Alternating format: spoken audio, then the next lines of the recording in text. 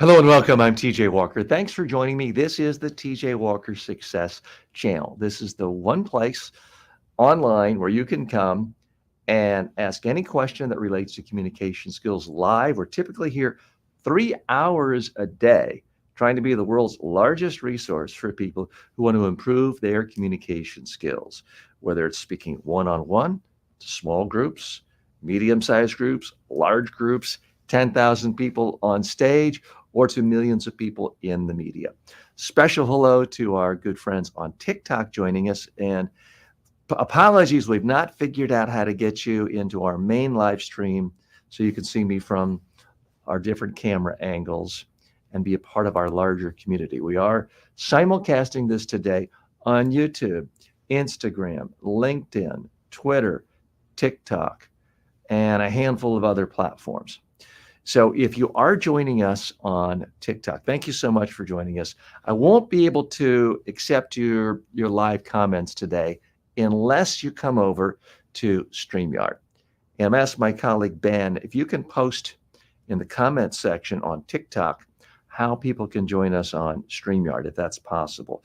Also, if you just come to my YouTube channel, it's TJ Walker Success. That's all you have to do is plug in on YouTube and you'll see our channel there. Then on the community tab, we have posted comments, or we've posted how you can join me live and you can appear right on screen. So I see Shabez is trying to join us live. Shabez, I'd love to speak to you. I can't do it on the TikTok platform, but if you go to my channel and thank you for the heart sign. If you come to our YouTube channel and go to the community tab, you can see the link for StreamYard. We're doing a simulcast with StreamYard on a lot of different platforms. So apologies for the inconvenience. We're trying to work out the kinks. I see that Easy Content is saying hello, joining us on YouTube today. So thank you so much. If you have any questions, Easy, or if you want to come on, please let us know. Otherwise, we're going to dive right in. We got a lot of fun things going on today. We'll be taking your questions live. I will be making short form and long form content. So this is kind of my workshop. I take you behind the scenes, behind the curtains. I'm pulling out curtains here for those of you on TikTok, showing you exactly how a content creator makes content in the modern, or at least the way one content creator does. So I am going to dive right in with questions. Some questions are emailed to me from you. Some are posted live right here. One thing I do from time to time is take questions that are pulled from a gazillion sources on the internet through the power of artificial intelligence. So these are some questions that come from ChatGPT with a few prompts. So here's a question I see right now. I'm reading these for the first time, sharing these with you. By the way, Lala, I see that you've joined us. I'd love to chat with you live, but I can't do it on the TikTok platform. If you want to come over to our YouTube channel, I can talk to you live there. If you just go to the community tab, you'll see a link to StreamYard. And then you can appear right on camera with me and we can have a conversation together and have dialogue.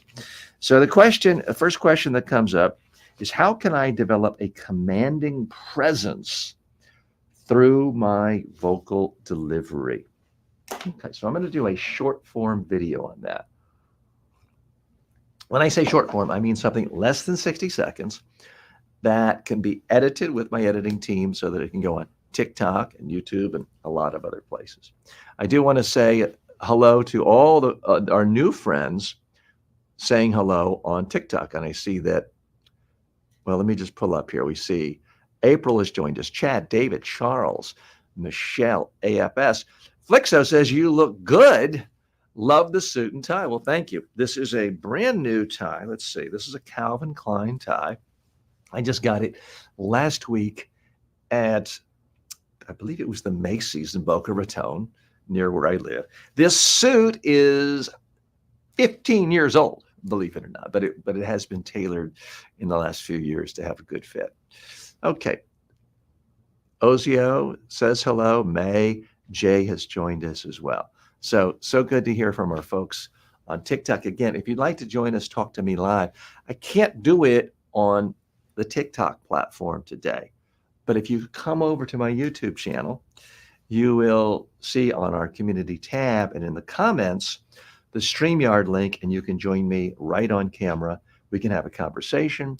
You can ask questions about communication skills, whether it's talking one-on-one to small group, medium-sized group, large group, or speaking to 10,000 people on stage or to the media.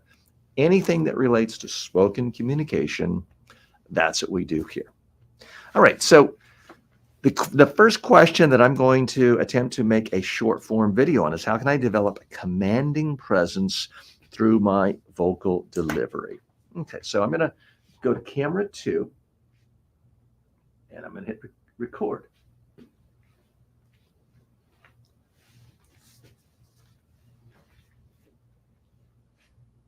How can you create a more commanding presence with your vocal delivery? Well, here's the thing no one really gets when it comes to their voice. It's not about having a deep, strong, booming voice. It's about using the full range. It's about not being afraid to go high, to go low, to occasionally get louder and occasionally whisper.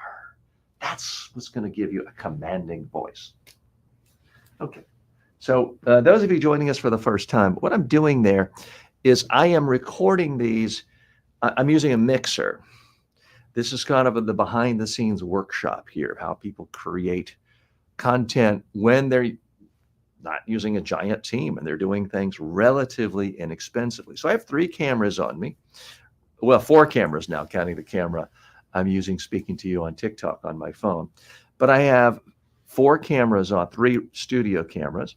I'm hitting a button to record this content in 4K. Everything's being recorded now on StreamYard in standard high definition, 1080p. But I'm also storing things, recording things in high definition, in 4K. And that's why you see me hitting my mixer recording. So that was the first short form video of the day. And I'm just making notes so I know exactly what to do. Next question. What can I do to prevent my voice from shaking or quavering due to nerves? Okay. And I'll do some with camera 3. That's pretty much like this, where it's straightforward. I'm going to do some like that today. What can you do to keep your voice from shaking and sounding sketchy when you're giving a presentation and all of a sudden you're nervous? Well, the time to focus on that is before you stand up to speak, or before you're sitting down talking to everyone.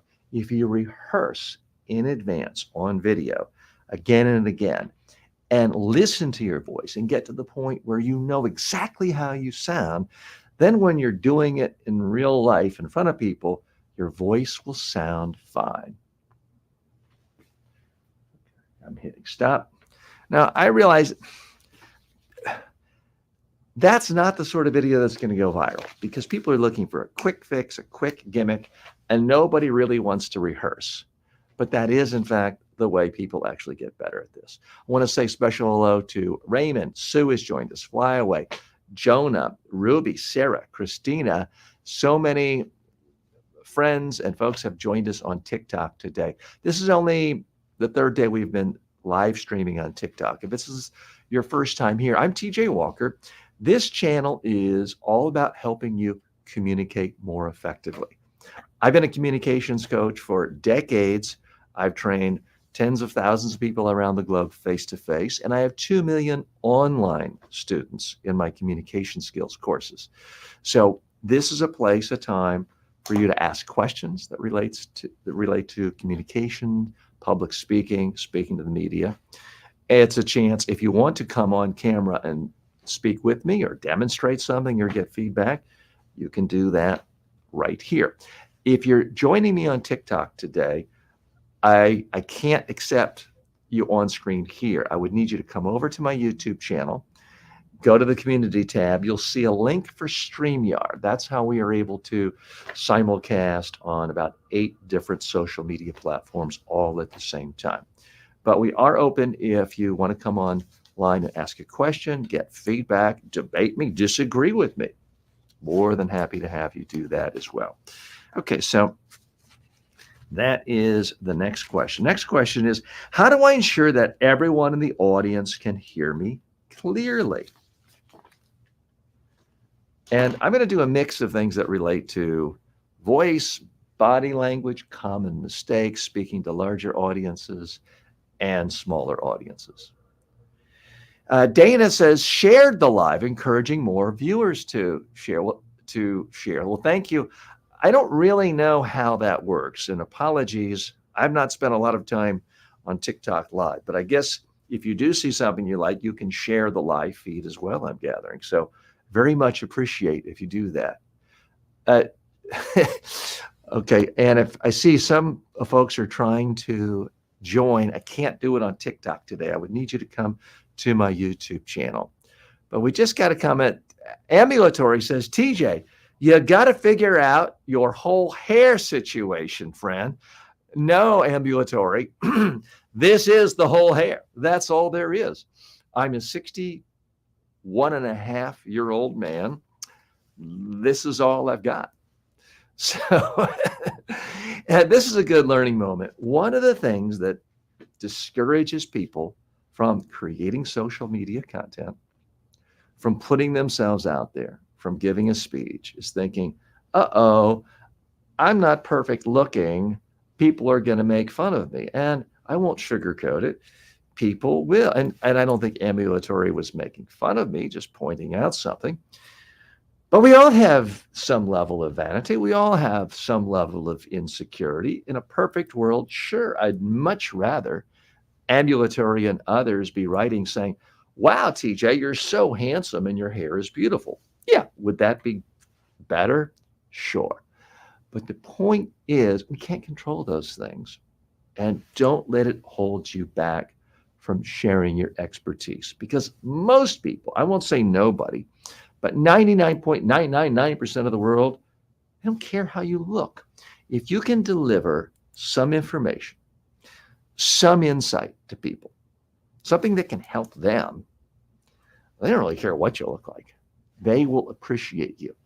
Because most of the time when people speak, whether it's in person or online, it's boring. It's not interesting. It's not useful to people. So when you actually say something interesting and useful to people, they will appreciate it. They will love you, and they either won't notice how much hair you have or don't have, or they won't care. So one of the reasons it doesn't bother me is Ambulatory. I already know I have 2 million online students, the vast majority of whom have given me 4.5 ratings and above on my courses and have told me that they've gotten promotions from them, they've gotten jobs, they've gotten new business because of what I have taught them in my online courses, in video, where my hair looks just like this. So I know it's not a problem for them.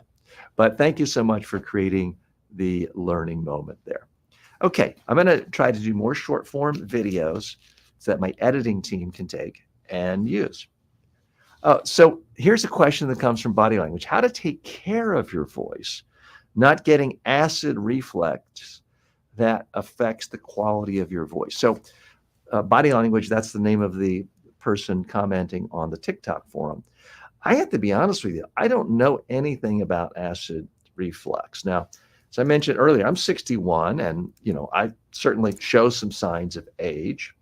Occasionally my feet hurt, but knock on wood, I'm still very lucky that I can eat anything I like and eat. The spiciest of Indian food doesn't bother my stomach. So I don't really know how to deal with acid reflux. If anyone does know, or Body Language, if you have tips, please come on live with me right now. I can't do it on the TikTok platform, but if you go to my YouTube channel, TJ Walker Success, you will see that you can go to my comments, my community tab. You'll see a link to StreamYard.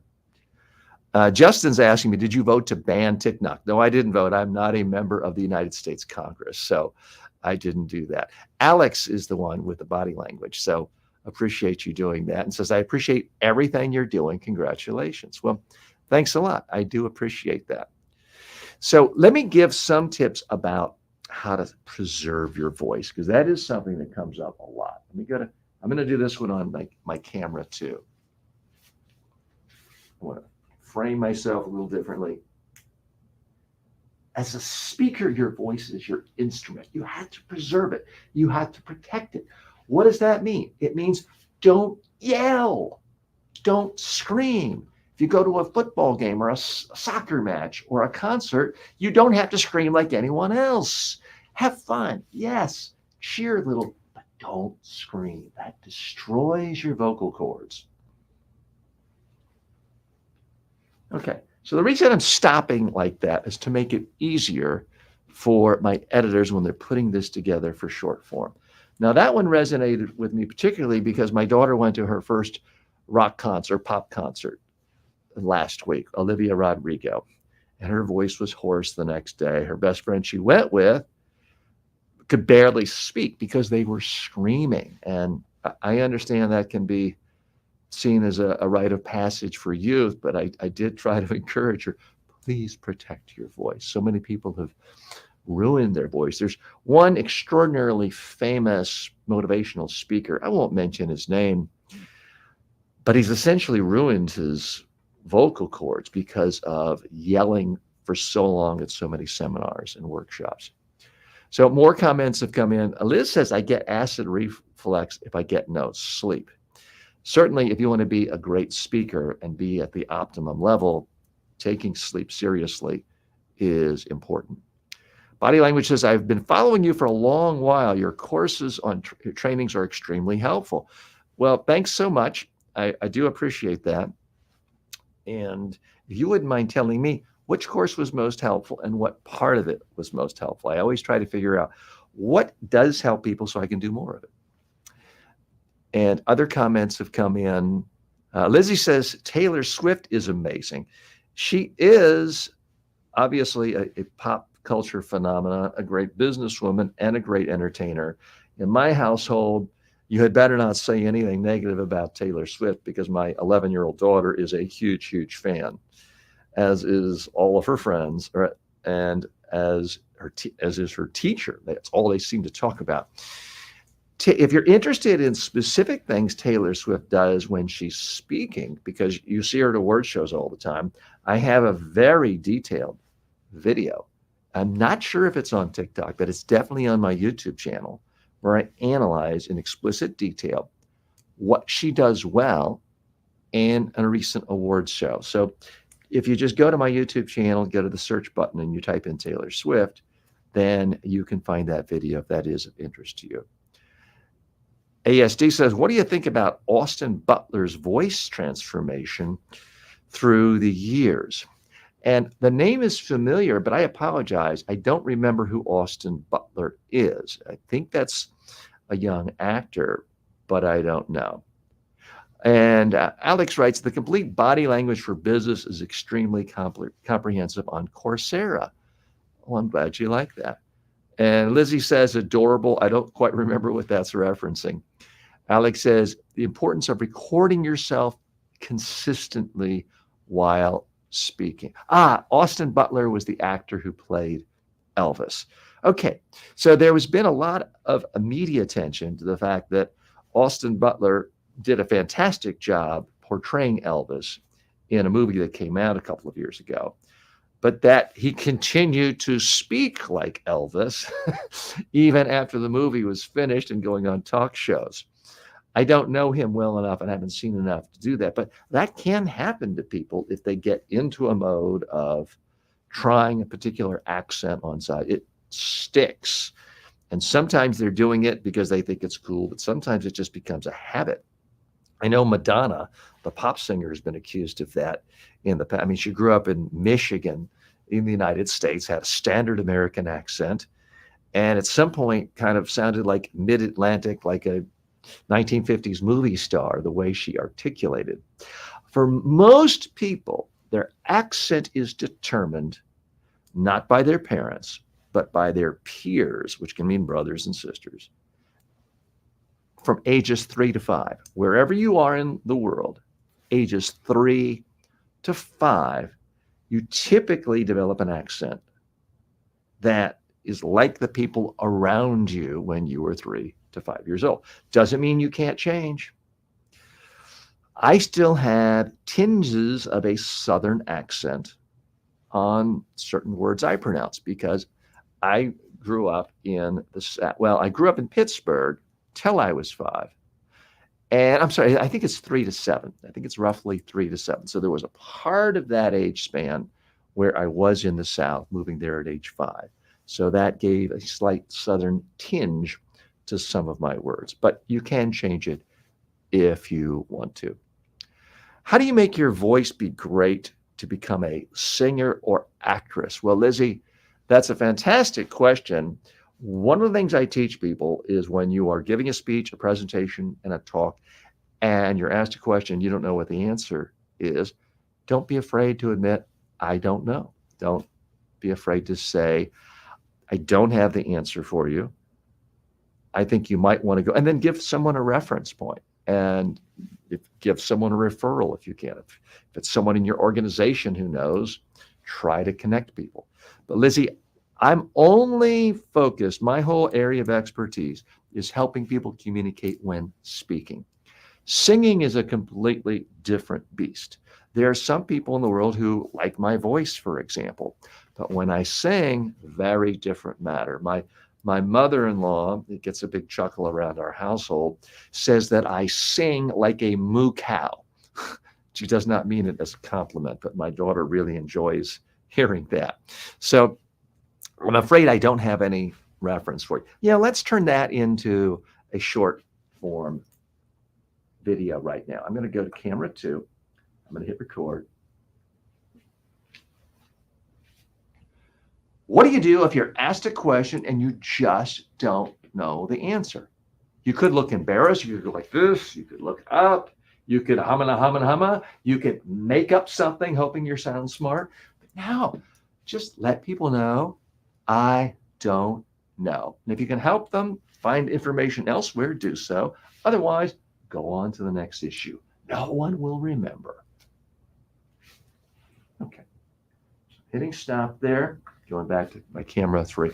In general, that's what I recommend. Now, if it's something, what I couldn't do in that short form is if it's a question where everyone in the world would fairly assume you should know, if someone says, what's your spouse's name? And you say, I don't know, you're obviously going to look like a fool.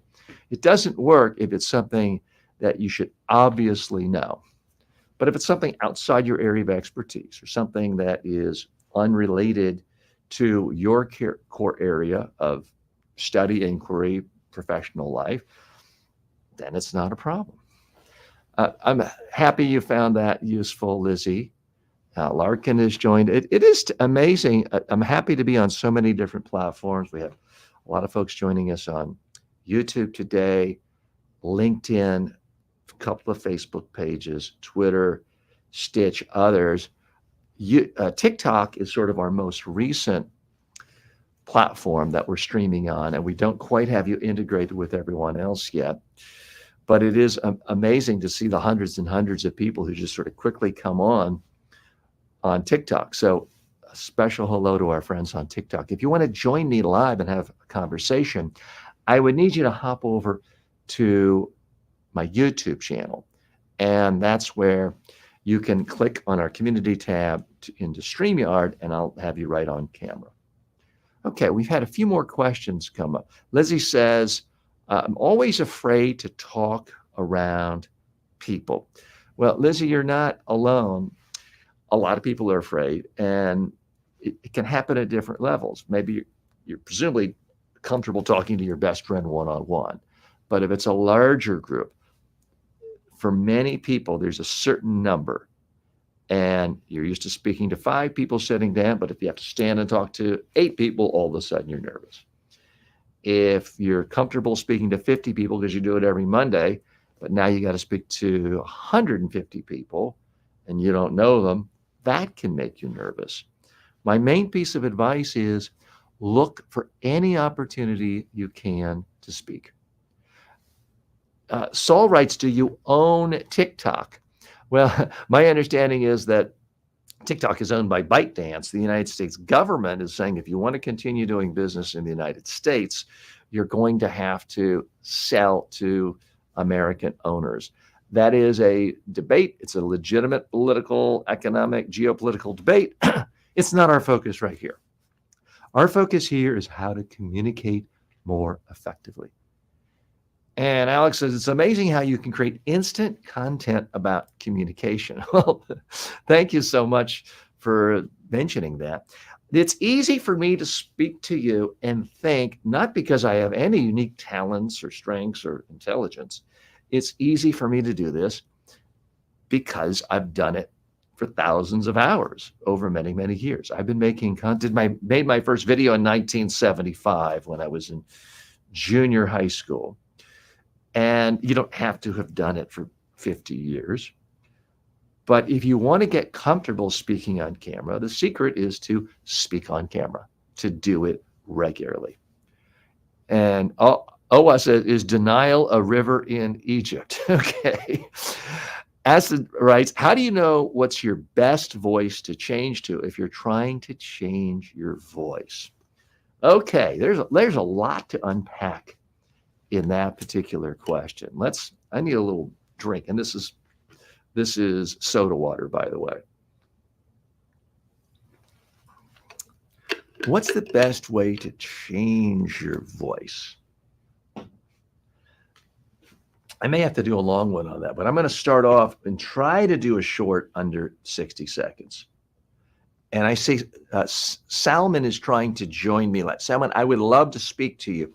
I can't do it on the TikTok platform today. I would need you to go to my YouTube channel, which is TJ Walker Success. Go to the community tab. You'll see a link that would allow you to join me on stream. So I apologize for the inconvenience. So let me try to do a short form video about how to change your voice. Owa says, what's your degree at?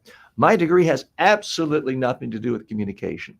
I majored in philosophy and graduated way back in 1985 from Duke University. Amen. I see you're trying to get in, and I would love to speak to you online. Join me on my YouTube channel. Go to the community tab. You'll see a link to StreamYard where you can join me. Okay, I see the questions coming in. I'm going to try to get to all of them. But let me talk about specifically how to change your voice. What do you do if you want to change your voice? You're just unhappy with the quality of your voice. Well, here's what I've noticed. When people try to change their voice, they can start to sound artificial, whether it's with an accent or sounding lower than they really are. My advice, don't worry about changing your voice.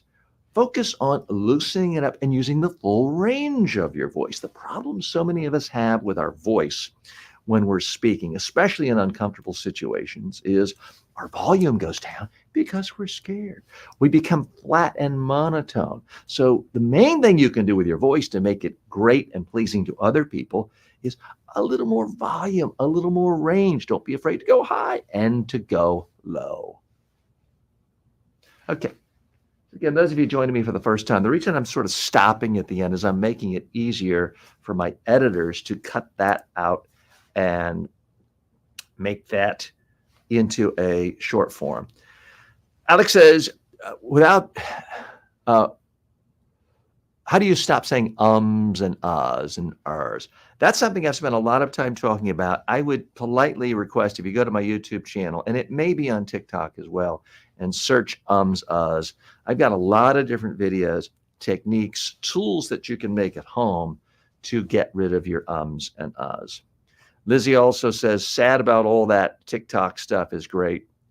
Owa says, on a scale of 1 to 10, how big a waste of time is TikTok? So it just depends with any form of social media, any media in general.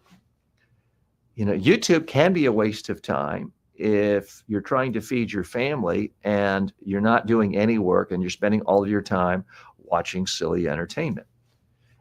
If you're 12 years old and your goal is to be a nuclear physicist or an astrophysicist, and all you do is watch lectures from esteemed astrophysicists on YouTube, TikTok, other social media platforms, then it may be the absolute best use of your time when you're not in the classroom. So it all depends on what you are focusing on and what you're watching. I can tell you quite candidly, if someone wants to be a professional speaker, if they want to be a content creator, if they want to make online courses, and they watch my videos all day long for hours and hours and hours a day, that can be a waste of time for them. It might surprise you that I would say that, but if all you do is watch content and consume, consume, consume, and stay stuck in research mode, that's a waste of time. What you need to do is have some time gathering information, but some time actually creating. I've gone out of focus on my main camera here. I'm going to switch cameras a moment, see if we can get back in focus. We have the Sony camera on continuous autofocus. It's supposed to be focusing on my face, but I'm seeing a little bit of a blur. So to the folks on TikTok, that doesn't make sense. You're not seeing that. Okay, so body language is asking me, so I'm seeing some questions about credit reporting. So we don't know anything about credit reporting.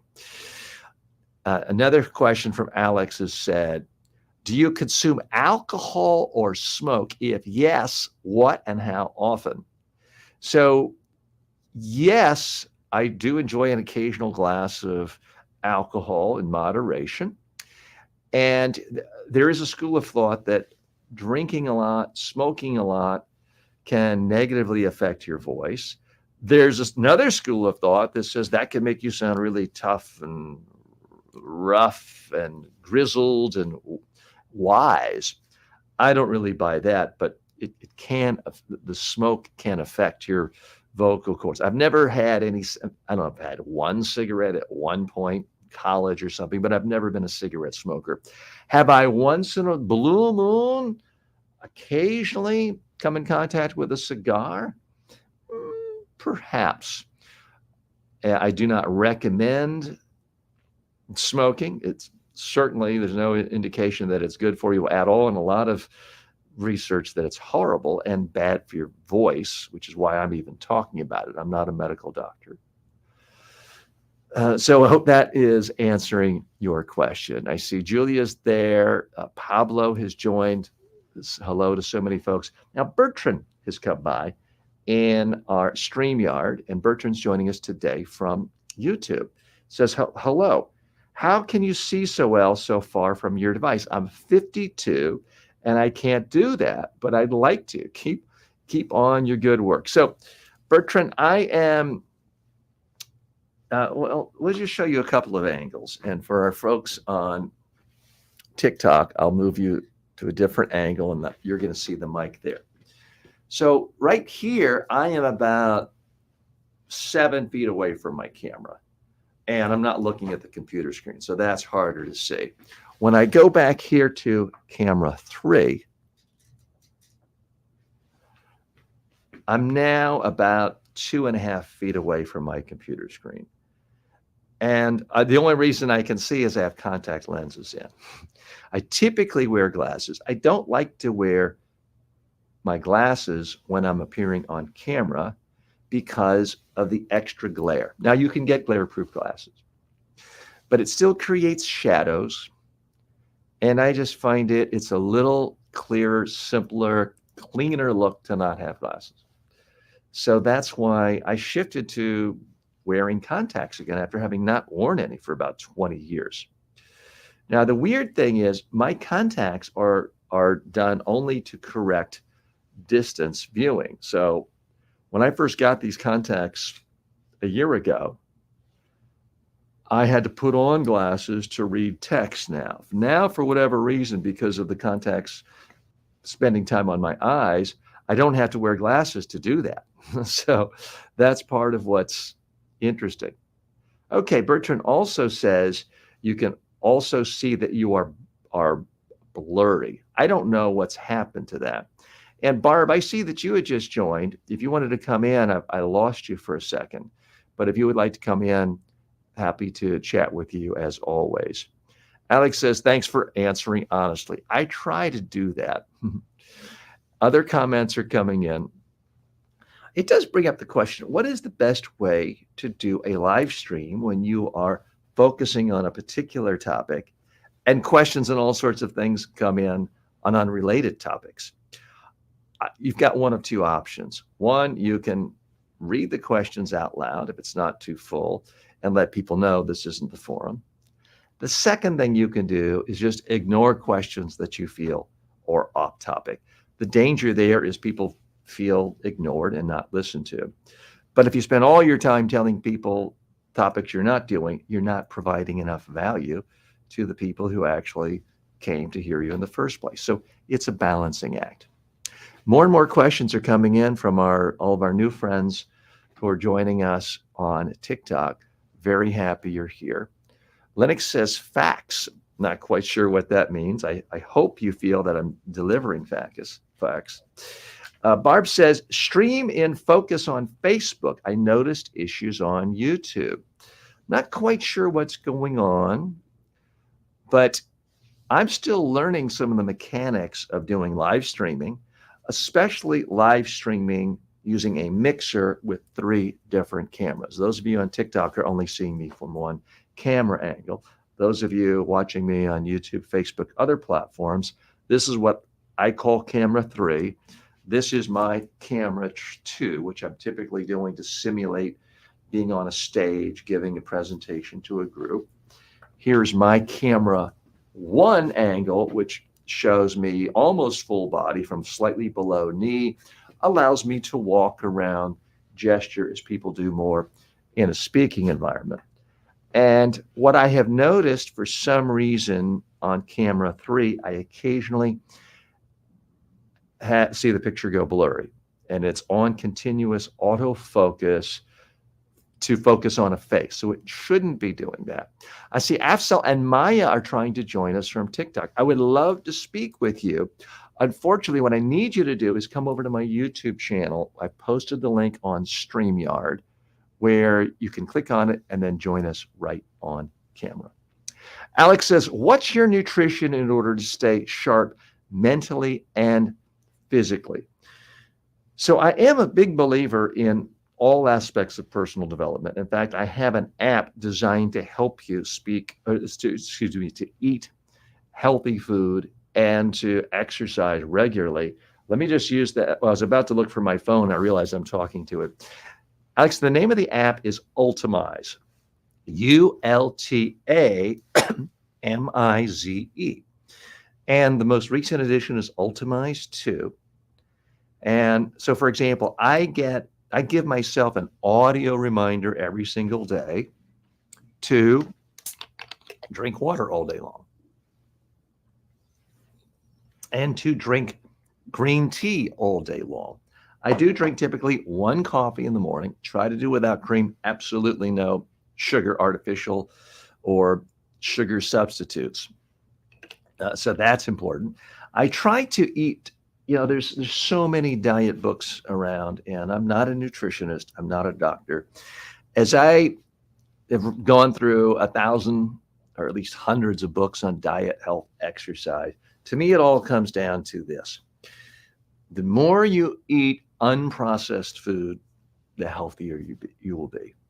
The biggest reason we see an explosion of obesity, poor health, diabetes, stroke in not only the United States, but the rest of the Western world, is the processing of food, which is able to add fat, able to add processed carbohydrates, able to add so much sugar, able to add so much salt to create that perfect taste on the tongue.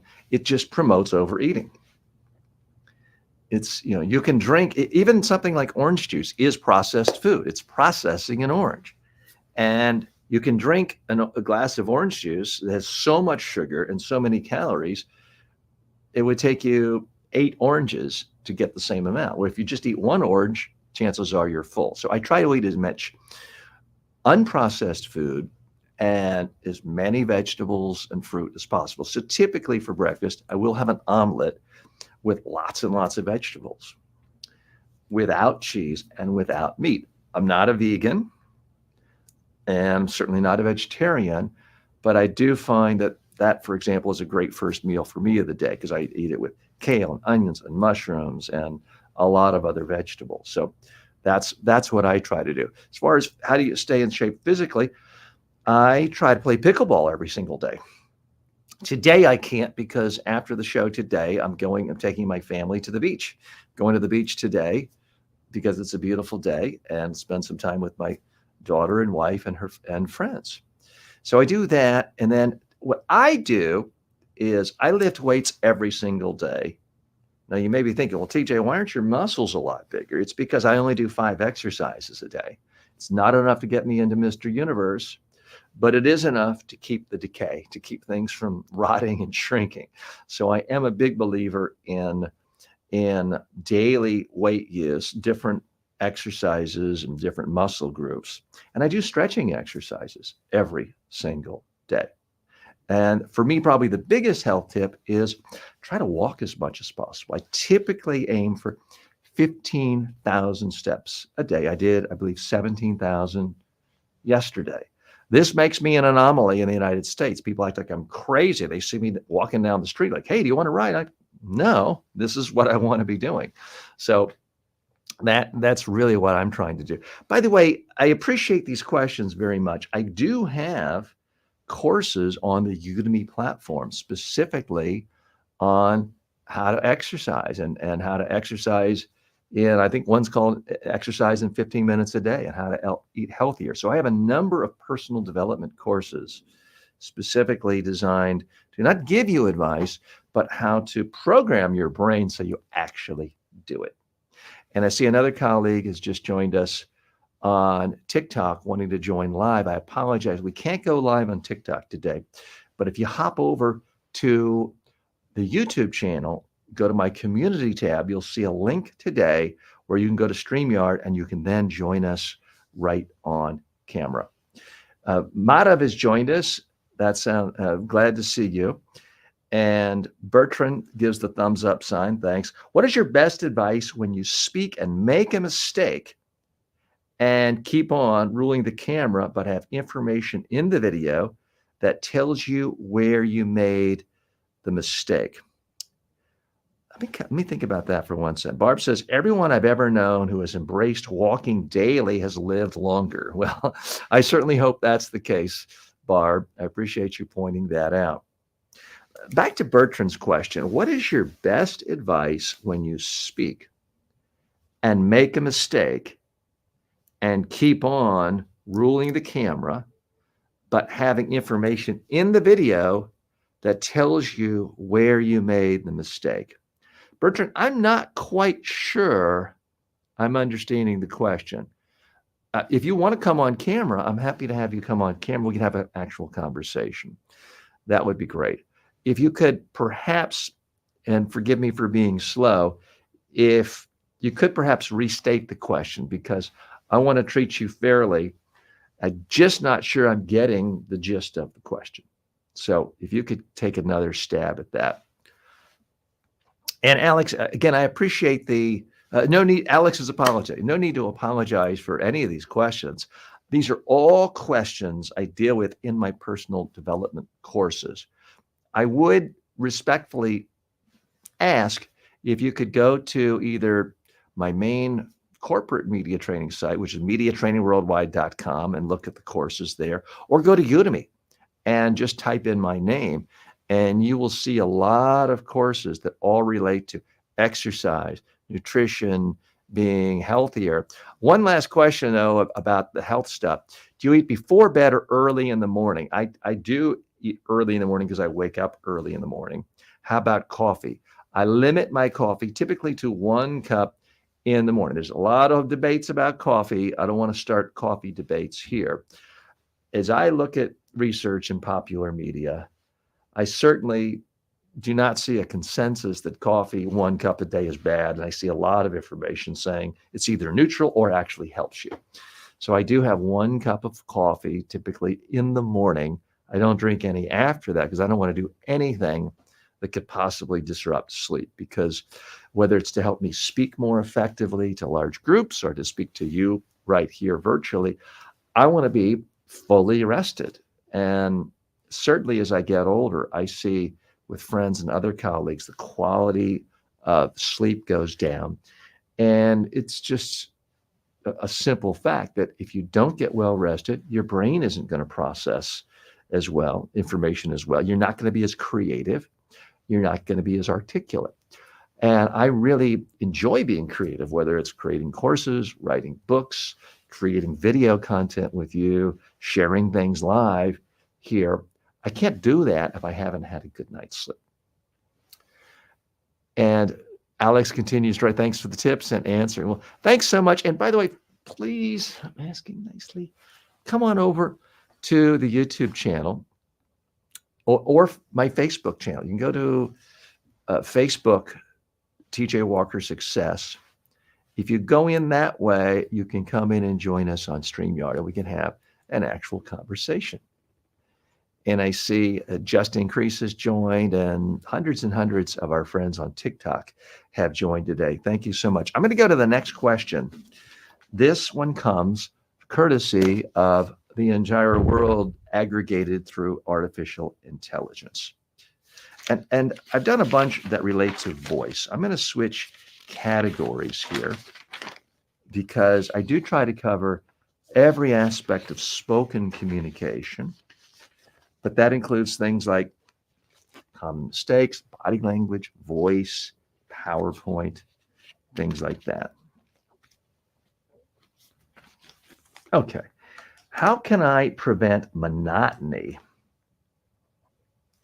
and keep the audience engaged throughout my presentation? That one I'm going to do a short form on. Oh, and I see Barb has posted a couple of things. Barb is our fantastic community manager. We appreciate all that she does. She says, what are your top 10 selling courses on Udemy today? I know that my number one best-selling course on Udemy is the Complete Communication Skills course. So if you want something that's kind of everything soup to nuts about communication, you really can't do better than that. Complete Communication Skills course. The next one is Workplace Communication. You Can Speak Up at the Office is my second best-selling one.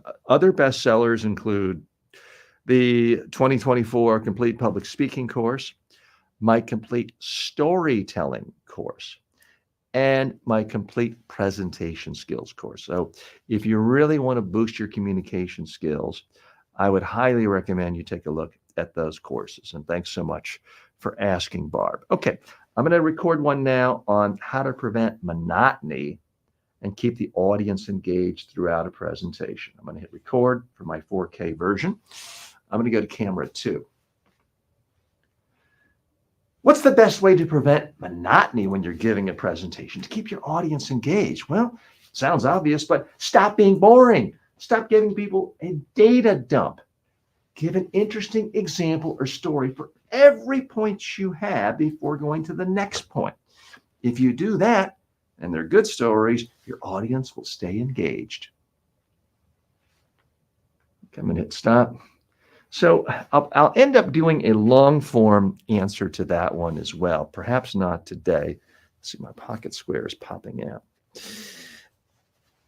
That's a tricky one because everyone knows how boring it is to watch other people speak doing a data dump, and yet people get up and they feel like they have no choice but to give a boring data dump. And the reality is, if you're intent on going through a PowerPoint that has a whole bunch of bullet points and just following through, you're going to be boring. So the issue is not at that point, how do you make it engaging? The issue is you got to decide in advance you're not going to read or go through a whole bunch of data points and bullet points. It's boring. Okay, we've had a number of good comments come in, and Tony has joined us. Tony says, I've done television since '98. Now the voice for Telemundo, Wisconsin area. Well, Tony, that's fantastic. I would love to have you join us if possible. I can't take live contact on TikTok today, but if you want to come over to us on YouTube, please do. We've posted the link in our chat and on our community tab how you can join us on StreamYard. I'd love to find out how you do voiceover work. I'd love if you could teach me how to roll my R's. I do not know how to roll my R's. That's an essential skill if you're going to speak Spanish effectively. And maybe you have some techniques for that. And Tony also says, I've already liked the interaction you've had. Thanks so much. He says, they call me One Take Tony. You're the same. Well, thanks a lot. Now, I am going to do some versions of ads. I'm going to actually make ads in front of you today for the Amazon Influencer Program. I try to do them all in one take, but I don't always succeed. The important thing is I don't let it bother me. I'll just stop, back up to the previous sentence that was completed, and start again. What I have found for all of my clients, all of my students around the world, and for myself is the more you speak, the easier it gets. And when you think about it, isn't everything like that? The more you bike, it gets easier than the first time you went biking. When you're 1 or 2 years old trying to learn how to walk, it's kind of shaky. But after you've been walking for years, it's easy. Same with driving. You're 15 and a half getting your driver's permit, it's shaky. You've been driving for 10 years, it's easier. So that is how it gets better and better. So Tony, thanks so much for stopping by. Would love to find out more about the voiceover world that you're in. And I didn't realize Telemundo was in Wisconsin. So that in and of itself is very fascinating. Bertrand says, sorry, any trick to make my video editing faster? So you may or may not like this. Bertrand, the biggest suggestion I have for you, well, let me back up, give you a couple of things. If you know you made a mistake and you're not going to use it, do something like this or like this so that when you're looking at the footage, you can instantly spot that and pause so you can see there's nothing going on for a few seconds. So that is one trick that will help with editing. The biggest trick of all, there are pros and cons to this, but the biggest trick of all is figure out something you enjoy doing more than editing, that you're good at, that is valued in the marketplace, where you can make money to pay for editors. That's been my strategy. Now, there are drawbacks to that. If I could do everything soup to nuts, and be like, Casey Neistat or Matt D'Avella, some of these YouTube stars are great in part because they have good ideas, but in part because they're great editors. That's not my strength. So I've always relied on others. It is true that you can hire editors, there's varying qualities, varying prices. But beyond that, unfortunately, I don't know how to edit, so I can't help you much there. Bertrand says you make a lot of mistakes. I do too. The simplest I'll give you one other tip. The simplest edit of all is just hit the delete button. Do a take. And especially if you screw up in the first 5, 10, 20 seconds, just hit delete and do it over. For virtually all of my online courses, and some of them are 30 hours long, some have 700 lectures. The only editing I did probably the first 6 years was start and stop and delete. I would hit record, I would speak, and I would, with a remote, hit stop. If I felt like I messed up, I would just stop the video and I would do it again from scratch. That saved me massive amounts of time. I have a lot of competitors who, frankly, arguably are better than I am at certain aspects of communication. But in the time that they made 2 courses, I had 79 in the first year and a half. And I was able to reach so many more people, help myself with more sales because of the volume, specifically because of how I edited, meaning really how I didn't edit. I did things in just a continuous video, and the only editing I did was delete. So I would ask you to consider just doing delete more often. Because by the time, if you try to do things in 4 or 5 different pieces, by the time you look at this and this and this and that, you can spend 2 weeks editing a 60-second video if you wanted to, and that can be different. Other comments coming in. Tony says the camera can put down bars. I'm not quite sure what it's called. Oh, it's called in camera editing. So certainly there are a lot of people, I would argue most people in the world today know more about video editing than I do. So apologies for that. Phil Ebinger is one of my colleagues on the Udemy platform who has a lot of great and very inexpensive courses on every aspect of video production, including editing. So you might want to try that out. If you have questions, you can post them on TikTok, you can post them on YouTube, Facebook. I will see them right here aggregated either on StreamYard or on TikTok. I'm going to go to the next question that is posed by artificial intelligence, ChatGPT. What are the risks of not rehearsing adequately? And how can I ensure I'm prepared without sounding overly rehearsed? Oh, that's actually 2 questions. I'm going to try to do a short on both ones.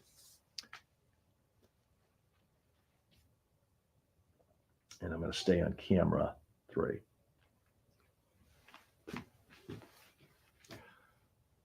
What are the risks of not adequately rehearsing for your next presentation? Well, let me ask you, what's the risk of sending a cover letter or a resume to a prospective employer and you didn't spell check or edit it?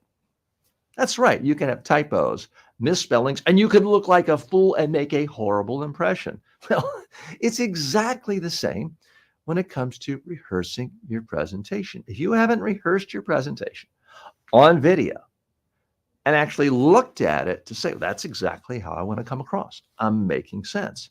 If you haven't done that, then you're no different than someone who sends you a cover letter and a resume filled with typos and spelling errors. Okay, I'm going to hit stop for that recording. So that's one I've used before. I got to tell you, I really agree with it. I believe it wholeheartedly, but I have been wildly unsuccessful at getting most of my online students to actually rehearse their speeches on video. Now, when I'm working with a client in person, they've paid me a lot of money and I'm there with my camera. They have no choice. So when someone comes to a training with me, they're going to get on camera 10 times in a day. But even then, I can't force them to rehearse every presentation they have in the future. But they walk away from a day or 2 of training really seeing the difference of what happens when you rehearse on camera. Now, the second part of that question, which I'm breaking up into 2 questions, how do you make sure you're not overly rehearsed? Okay.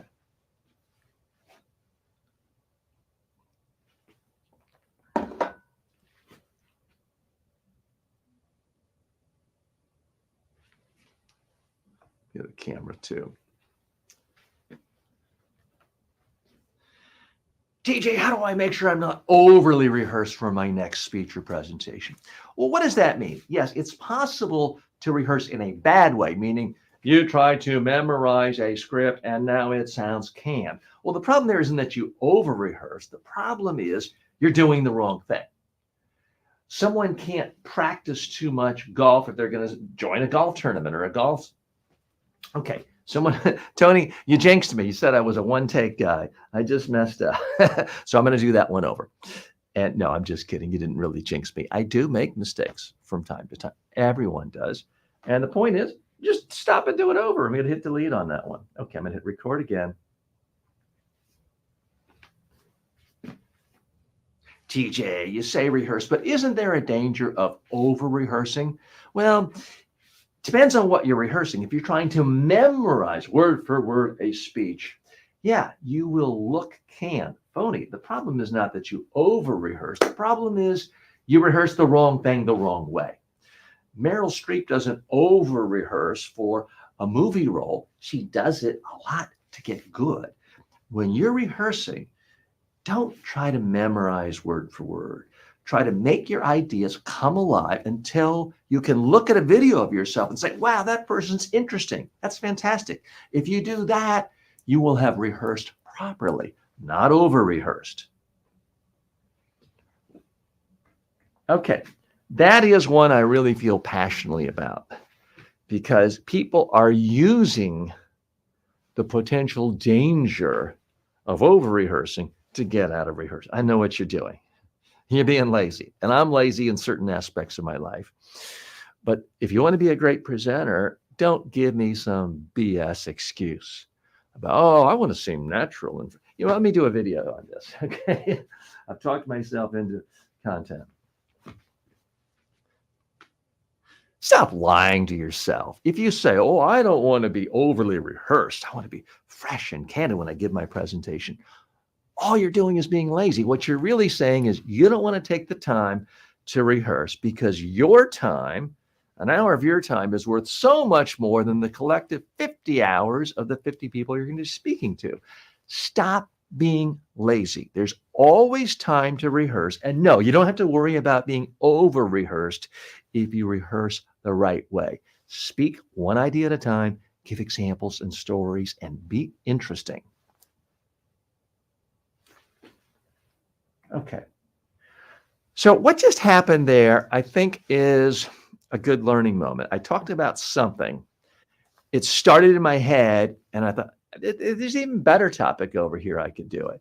That's why I do want you to be fresh enough to be flexible and to always be on the lookout for more ideas rather than just saying, here are the scripts that we agreed on 3 weeks ago would be the perfect ones.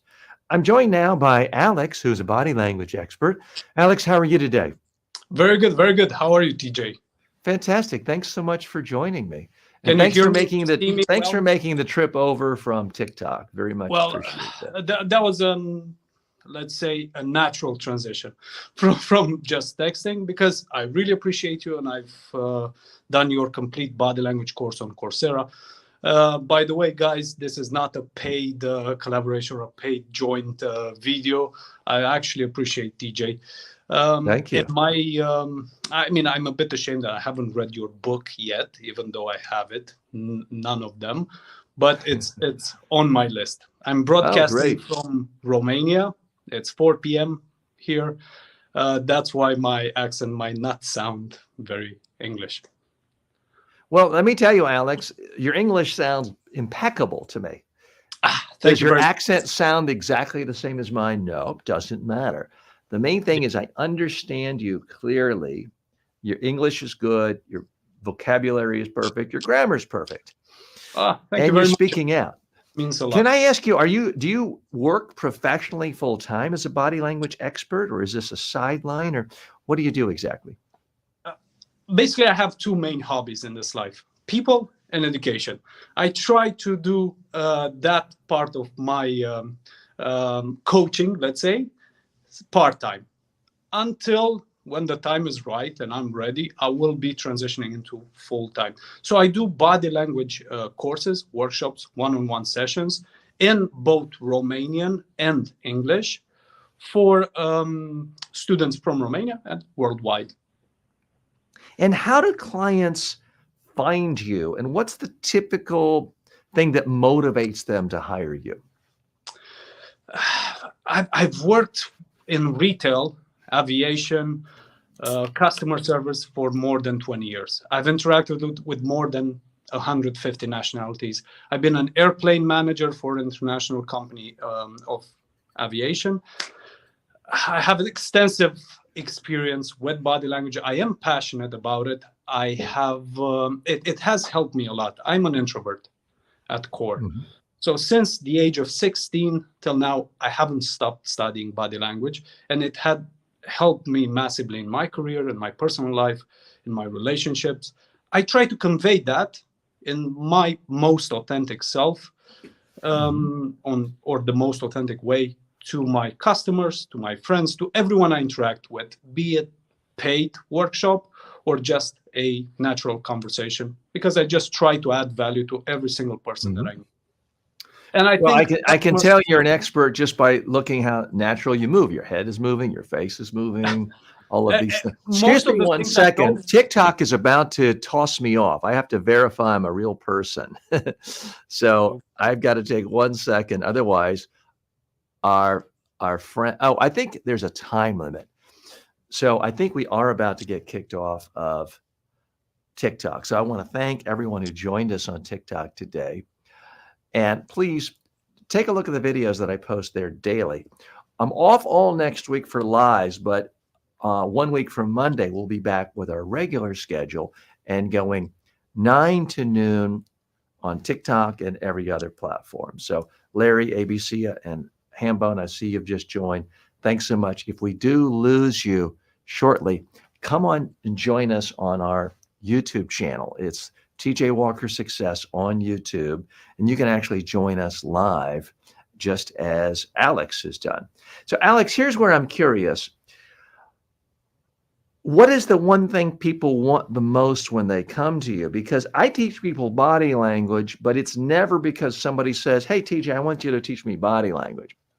People have come to me saying, I've got a big presentation that's coming up, or I have to do a major TV interview or hold a press conference.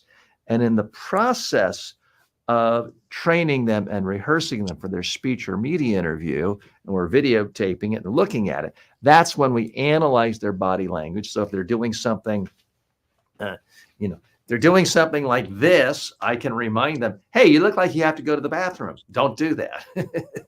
If they're putting their hands back here, I can say, hey, it looks like you've been handcuffed. Don't do that. But I'm just curious as to what motivates someone to specifically say, I want to hire you or come to a workshop on body language. That's an excellent question. Well, we have similar missions here, TJ. I'm trying to make people feel their most comfortable, confident version of themselves when they communicate, be it in a professional setting, personal, romantic, if you wish, digital even. I had to go to my dressing, put a shirt and a blazer on, because your communication starts with your appearance, with the way you look, even though I'm wearing shorts, but nobody has to know that. You have to contain that message, and you have to convey it in a way that it will add value and it will help that person when they will communicate in front of an audience or in front of a business partner, their boss, their manager, or during a romantic date. I'm trying to give them the shortcut, the implementation, because the information is for free on the web. But people don't normally spend that time to search for it, implement it. We are here to be facilitators. We are trying to make their lives easier by giving them the shortcut, the steps they need to follow. And when I tell them what you normally tell everyone, record yourself, watch yourself over and over again until you are confident with whatever you see on that camera. And that confidence will translate into real life confidence in front of an audience or in front of any person that you are trying to have a communication process with. The hard work has to be done with someone's guidance. In my case, it was you during the lockdown when I've discovered your course on Coursera. And then I've rewatched the whole package, and it has helped me immensely and it has inspired me. I try to be that TJ Walker for Romania, for well, great audience. And what is the one body language tip you give to clients that you find really resonates the most, that they are then able to quickly use and see a tangible benefit from? That's a good question. One tip, it's more of a combination, because your communication starts with the first impression. First impression is how you dress, how you smell, how you groom yourself, and then the way you talk, the way you shake their hands, or the way you interact with them physically. The distance that you have with the audience or with the other person, the way your jacket looks like, your handkerchief, your tie, just start with the basics, and then we go one by one to the next level. The way you move your hands, the way you move your head, the way you walk, the way you put your weight evenly on both legs. And as you say many times, keep one leg in front of the other. Don't move left and right. So it's a combination of factors. But if I could summarize one. Yeah. This is what people do when they're nervous. You're right. Yeah. Yeah. And then you just feel dizzy because you see them swinging. Sorry. And right. By the way, a quick we've gotten some comments on you already. Barb says you have a beautiful smile, and other people are commenting on that. Dr. Sunny says smile or eye contact. I'm not sure if that's a question. Barb also wants to know if you're a member of our Facebook community for all of the students of my courses. And Barb, he mentioned, you may have missed that, he's a student from Coursera. So on the Coursera courses, we don't have an official invitation to them to join our Facebook group for online students. I did though. So okay, great. Well, we're glad you're here. And forgive me, I was being a little bit rude to you because you were talking a moment ago, and out of the corner of my eye, I saw that Gabe had written a comment that says, Matt Lauer, you've aged. And that brought a smile to my face. Matt Lauer was a very, very good looking host for the Today Show 30 years ago. As he got older, he lost his hair, aged. But people have often said I look like him. So, Gabe, you're not actually wrong. And you're not wrong that I look like a little bit like Matt Lauer. And you're not wrong that I've aged. I definitely have aged, as we all do. And it used to be sort of fun when people say, oh, you're just kind of like Matt Lauer. Well, Matt Lauer, for those of you in other parts of the world, was disgraced, and his entire career was ruined by all sorts of credible allegations of sexual harassment and violations of the rights of employees he worked with, and basically went into exile. Last I heard, he was in New Zealand somewhere. So I obviously don't enjoy people reminding me that I look like a disgraced sexual harasser anymore. But you're absolutely right. Matt, people have said, not that I look exactly like him, but kind of a similar shape, face, and a similar hairline that was once very nice and now not so much. So, Matt, you're not off base right there. Sorry about that, Alex, for that. No worries. Diversion. Well, the reason you those diet and let's say nutrition-related questions is because your body language starts with the way you look. With the risk of repeating myself, your hygiene, your grooming, and then the exercise, your mindset, the way you sleep, the way you consume or don't consume other substances like alcohol, nicotine, and so on, because everything shows on the way you interact with others. I mean, the smoke can definitely wrinkle you. Now, I don't really look younger than I am because of my hair, but my skin is not nearly as wrinkled as people who smoke a lot. So I have that going for me. I'm 36. Hey, Alex, I want to pick your brain. I want to get some free advice from you, if you don't mind me. You've watched my online courses where in most of them, I was not wearing a suit and tie, or an awful lot of them. I'm more casually dressed, just a business shirt. I have only recently, switched back to a suit and tie. The reason I did that is I started aggressively promoting and producing and posting short form videos about 6-7 months ago. Combination of new ones where I was just in a casual shirt, no tie, no jacket. And then we had one series from a speech I gave 17 years ago. I was giving a speech at a huge medical conference where I was wearing a suit and tie. These were chopped up, sliced and diced into short form videos.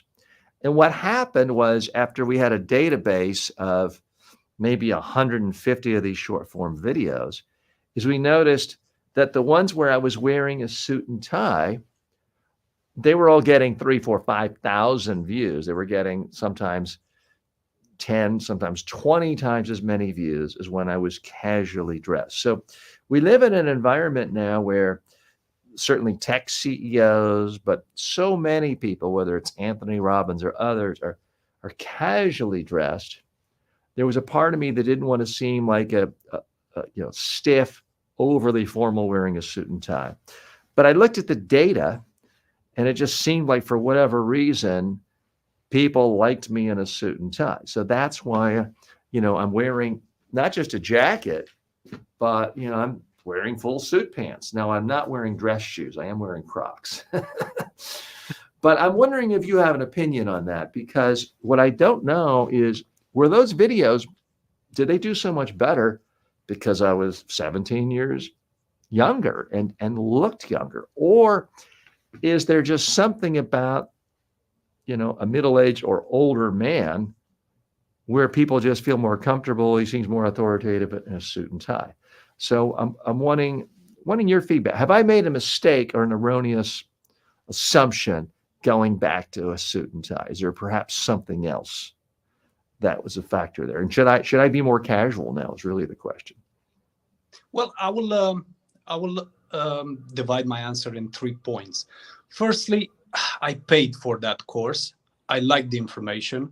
That was the most valuable thing. It was not something that I was just scrolling on my phone and I just stopped and it was like a hook. No, I checked the reviews. I checked the information, the previews as well. Then I paid for it, and the information was more valuable than the fact that you were wearing a t-shirt or a sweatshirt instead of a suit. So that's, for me, it wouldn't have made a difference. Maybe the presentation picture or video could have been in a suit, because we might think that we know what the audience wants until we look at the engagement rates, as you said, and then we adapt. But look at Steve Jobs. He was impactful without wearing a suit. Second point. But he did have a uniform. I mean, he was very rigid. He wore the black mock turtleneck, That's the personal jeans, brand, another technique. and that became very much a part of his branding, his iconic image. You can do the same. You can always wear a green tie if you wish. So that's your personal branding. Everyone knows that this is TJ because he's wearing a green tie always. Mm-hmm. Well, in terms of personal branding, I'll move to the second point. I work as a retail manager for a Romanian brand. We have 8 locations so far. We mainly employ teenagers that we grow. We like to think about ourselves as a school, a nursery for professionals in customer service and leadership management. I always tell to the new managers, young managers, 23, 24, 25 years old, use this trick. Wear a tie, wear a jacket. It will make you feel more comfortable. Yes, it takes more time to iron your shirt and take your blazer to the dry cleaner, but it will make you feel different. This is a body language trick. Secondly, it will change the first impression when you interact with a customer, with an angry customer, if you wish, with a potential business partner, with a different range of stakeholders. Use this trick. Your team will respect you more, you will respect yourself more, and the other parties, like the customer and the suppliers, everyone will treat you differently if you wear a suit. Mm-hmm. Because it takes more effort and more time. That's why it's kind of hardwired in the collective subconscious. The fact that wearing a suit or a shirt signals higher status. Hey, Alex, we may have a client for you. Be Kind 2023 on TikTok says, I promise to hire you as my fashion coach if you marry my daughter to get her out of my house. I'm assuming that comment was directed to you and not to me. Thank you very much. I appreciate that. We can ask Be Kind to clarify on that.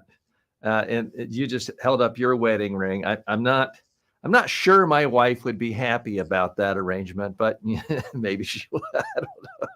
Anyway, we do appreciate all of our friends. So many have come by from TikTok and Facebook and YouTube. I see 3FNPV is trying to join us live on TikTok. I appreciate you try. We'd love to talk to you. You could do exactly what Alex did, which is hop over to our YouTube channel and go to the community tab. You will see a link to StreamYard where I can bring you up and we can talk. I don't have the capacity to do it on TikTok now because we're on various streams, and that's the only one that isn't connected with the other. So happy to talk to you if you want to come on. And because that's where Alex came from. It's just one click away if you're online. And same with Haknawes, who's trying to join us. I do see you.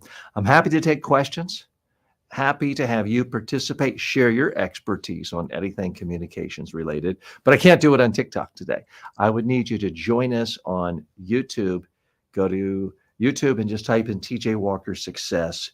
You will see the live stream. You will see a link to StreamYard. You can also go to my community tab and click on there, and you will see a post to StreamYard. And that way you can join us right on camera today. It doesn't have to be just listening to me. Alex, thanks so much for stopping by. I do appreciate. One question for you. If you're in retail, Amazon does different things in different parts of the world at different times. I don't think they have an influencer program available in Romania yet. But I mean, you're a good speaker. You look good on camera. Are you doing any influencing for retail products, clothes, things like that, where you are talking about it on camera and giving people a link, whether it's to some other online retailer or your own retailer, where you can direct traffic there? Someone can look at you demonstrating something, decide to buy it, and you get an affiliate commission. Is that taking off at all in your world? Yeah, well, Amazon is not in Romania, sadly. It hasn't reached here, or maybe it hasn't reached an agreement with a current provider of this kind of services. Secondly, I don't do any affiliate marketing. I just put my face on my personal brand, which is my body language and communication workshops, through my website, social media pages, and so on. And yes, I am kind of the image of the company that I work with, but just because we're not that many. It's only 50 of us, and we have stores in 3 different cities of Romania. So yes, people know me just because I interact with them, and I interact with the customers, and we franchise. Okay. Great. Well, I've not been to your country before. I would love to come to Romania at some point. I've done a lot of work in neighboring countries, whether it's Serbia, Austria, Slovenia, done a lot of trainings there, but have not been to your country yet. Alex, stay with us. We've got another guest who's one of our regular also a student. Tick has joined us, and I don't know if he's posted a new video or not. Let me hop over to our second chat and see if he has in fact posted. Tick, if you're with us, if you want to come on, I've added you. Oh, okay, he did post a video. All right, so I would ask if Alex could be a sort of our guest analyst today. We've got a video that's being posted by one of our regulars here and a student of one of my courses. So I'm going to play this video and ask for you to give him your analysis from not only a body language perspective, but an overall communications perspective. So let me share the video. I'm going to share my screen using StreamYard. I've got to make sure to remember to share the audio. And I have to do a couple of clicks on that.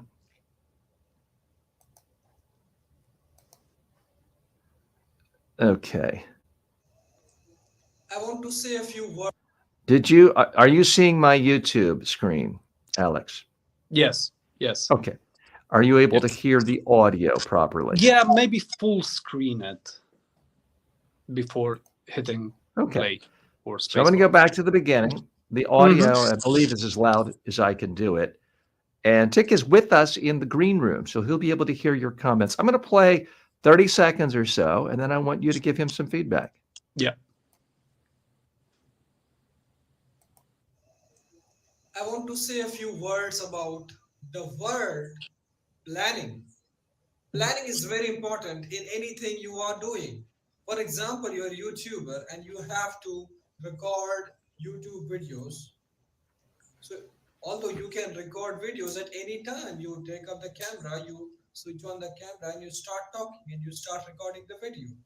But if you plan your videos, if you plan how many videos you are going to share in this week or in this month, how many videos you have to record every single day, then Okay. And I apologize to our TikTok friends as I realize there's no way you can hear that because I'm hearing it through an earpiece. It's not connected to them, which also makes me realize, Alex, they've not been able to hear you. So I apologize for that. What I did yesterday is I took my earpiece out and used the speaker, which I guess in retrospect I should have done in this case. Let me stop the share, and I want to get your feedback on what you think it will of become a lot more productive and easier for you to become. how Tick did and what you think he could do better. All right, Alex, Tick is with us. Give us your, first of all, your body language critique, and then anything else you think he could have done better. And to be polite, to our TikTok friends, let me turn off my earpiece, turn on the speaker, and then our friends on TikTok can hear. And Riverman says hello from Massachusetts. That's good to hear from you. Let me just change my audio settings a moment so that it's going to come through my main speaker. And that one didn't work. Let me use. Okay. All right. Alex, can you say something so I can hear you? 1, 2. There we go. Great. Good. All right, Alex. And now our TikTok friends can join us. We're speaking to Alex, who was on TikTok and came over to YouTube and joined us live on StreamYard. He's giving a critique of another one of our students who posted a video. We just watched it. I'm afraid you can't see it from there. So apologies for that. And Jim says you have to be smarter than the phone. It's a good point, Jim. What we're trying to do is figure out how we can stream onto TikTok using a platform called StreamYard, because it lets us simultaneously stream to YouTube, Facebook, Twitter, LinkedIn, Instagram, and Twitch. We're still trying to figure out how to integrate it with TikTok. We haven't figured that out yet. So if you know, let me know. All right, Alex, let's go to you and your analysis of Tick. Hello, everyone from TikTok, first of all. Tick, it's the name of the guest who actually recorded and submitted that video. Tick, thank you very much for that. And congrats for the courage and the initiative. The message was good as far as I've seen from the actual video. The light was good. Your rhythm and the way you were talking was authentic and normal. I could understand the words. Even, I mean, you used your natural native accent in English. I assume it was Indian, but I might be wrong. Correct me if I'm wrong. I would have kept the phone on a tripod, or I would have stabilized it with on a table or somewhere at eye level beforehand. Maybe I would have changed the background just to put a bit of a contrast between you and what's behind you. Stabilizing the phone on a tripod would have given you a bit more freedom in terms of using your hands, moving your head, without the shakiness of a handheld phone or camera, whatever you used. But all in all, it was good. I would have loved to have watched it until the end, just to focus a bit on the message, and maybe I would have oriented the phone on a portrait mode, maybe cut some bits of that video and share it on social media platforms just to get a bit more engagement on a portrait mode, 9:16. But that's technical. That has nothing to do with body language or communication. Mhm. So good job, Dick. All right, Alex, thanks so much for the analysis. Very, very strong analysis. I hope that Tick takes that to heart and appreciates. I can't think of anything you said that I really disagree with. And I'm not sure if you mentioned it, but to me, the wires connecting here to, I guess, your headphone, I just found that distracting. It reminded me of an old 1960s TV show, My Favorite Martian, where Ray Walston was a Martian, and every so often you would see, antenna sprout out of his head, and that was kind of the gimmick. I also wondered, is it a neck brace? Is it a mouth brace? And then I realized, oh, I guess it's an earpiece connection. I just think you're better off not having other technology that's not necessary. Were you going to say, Alex? Yeah, I think it's from his glasses. The wire that was holding the glasses. If you would like. Okay, I thought it was connecting the earpiece. So yeah, but I don't know. I mean, one of the things I do see from people from time to time is they have their glasses on top of their head. They're reading glasses, they put them up here, and they're speaking or they're doing a Zoom call. To me, it's wildly distracting. It looks like horns or something. If you're not literally using your glasses when you're speaking, take them off, put them away. The fewer distractions, the better, I find. I want people focused on your message, what you're saying. If they're trying to figure out, is this for your microphone or for your glasses or this or that, or what are these horns doing up here? Because certain shading, certain things can look very different in a video versus in person. So that's what I'm in favor of. I agree with you completely. Better to put the phone on a remote, because anytime you're holding a phone, you've now destroyed half of your body language because your hand can't move. Your arm can't move. That side of your body that you're holding the phone with can't move as well. And I'm not saying I never do it. I've occasionally done that. But all things being equal, it's going to come across a lot better if both of your hands are completely free. Tick, I know you're with us. Did you want to come on a moment and ask any questions of Alex or of me? And I think we lost Alex. And Mansoor, I see you're trying to join us on TikTok. We'd love to have you on. I can't do it on the TikTok platform. If you wouldn't mind coming over to our YouTube channel, and you'll see the tab for StreamYard in the community tab, and then you can join us live. Your analysis was good, and I understood a lot of things from your analysis. And I will try to take out my earphones whenever I'm recording a video or a presentation, and try to use both of my hands in the camera so that I can appear to be more confident and more clear with the message. Okay, great, Tick. I'm glad you got some value out of that. Also, keep in thank mind, you, Alex, for keep in mind, advice. there are, I like to give general guidelines. Alex gives guidelines. There are exceptions. I, for example, advise people not to have big headphones on when they are interviewing people and talking with people, because to me, it's so noticeable. It's like a World Cup soccer analyst or a Super Bowl analyst. That's why I use these little earbuds that sort of indiscreetly or discreetly go into my ear. I've actually taken the time, they came black. I've taken the time to paint them more skin colored because I don't want to cause distractions. So I think in a perfect world, that's the best way of doing it. But let's be honest now. There are people like Joe Rogan, who has 10 billion followers and audience every day on his YouTube channel, and he's wearing big headphones. So it's more important to be interesting, and you can break any of these rules if you're doing other things really well. And we've lost Tick, but I think he appreciated the feedback. And Alex, we want to thank you for your time, and please stop by anytime.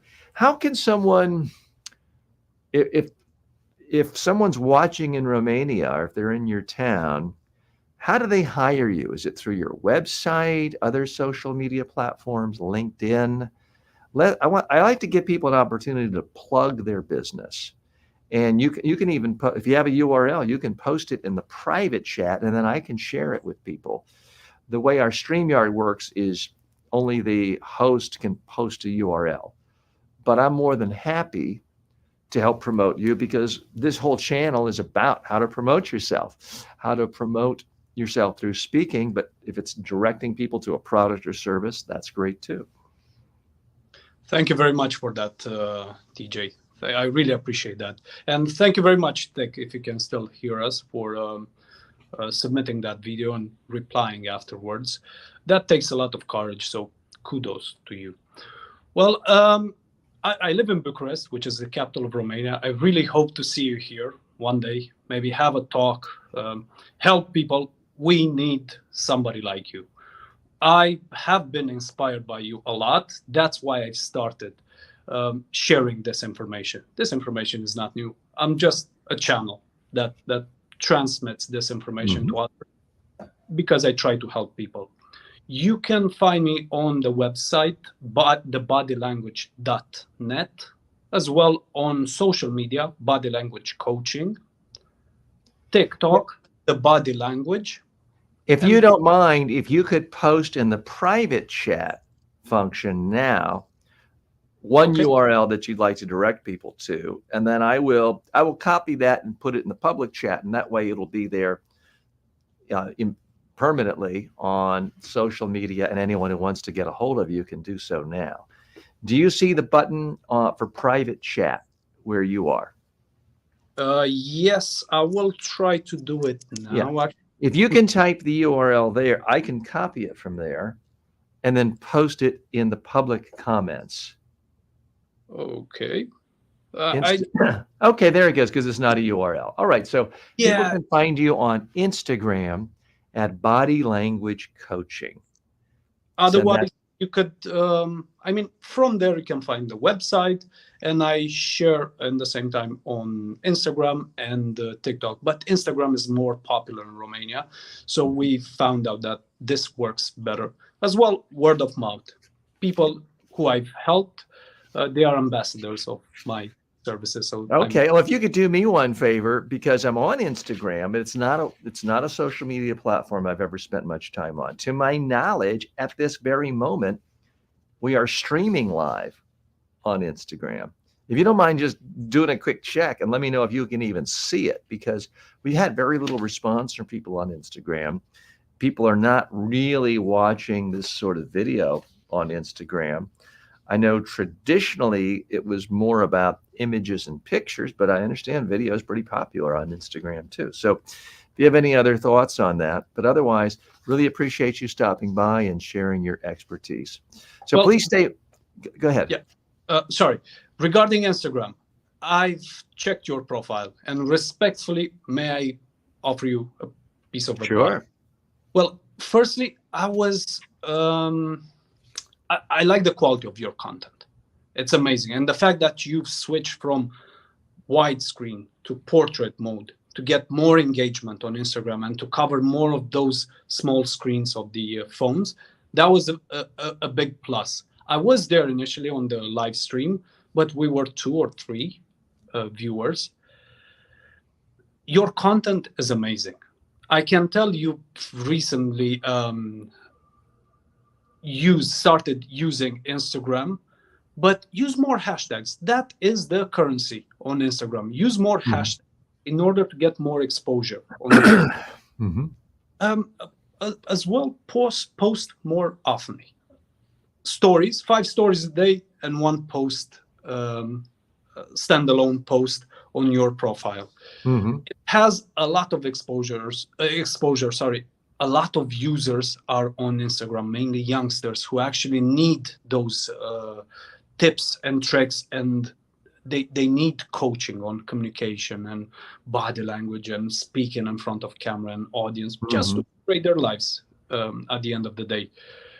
I really like your Instagram feed. I will repost it on my personal account. Maybe that would help. That will help because my personal account has around 90,000 followers. Hopefully, that could at least pay you back in a way. The fact that we've had this one-to-one Oh, conversation. well, thank you so much. I appreciate that. Great. And And- thanks for the tips. I'll pass that on to the team. I will be candid with you. I'm not following all the best practices.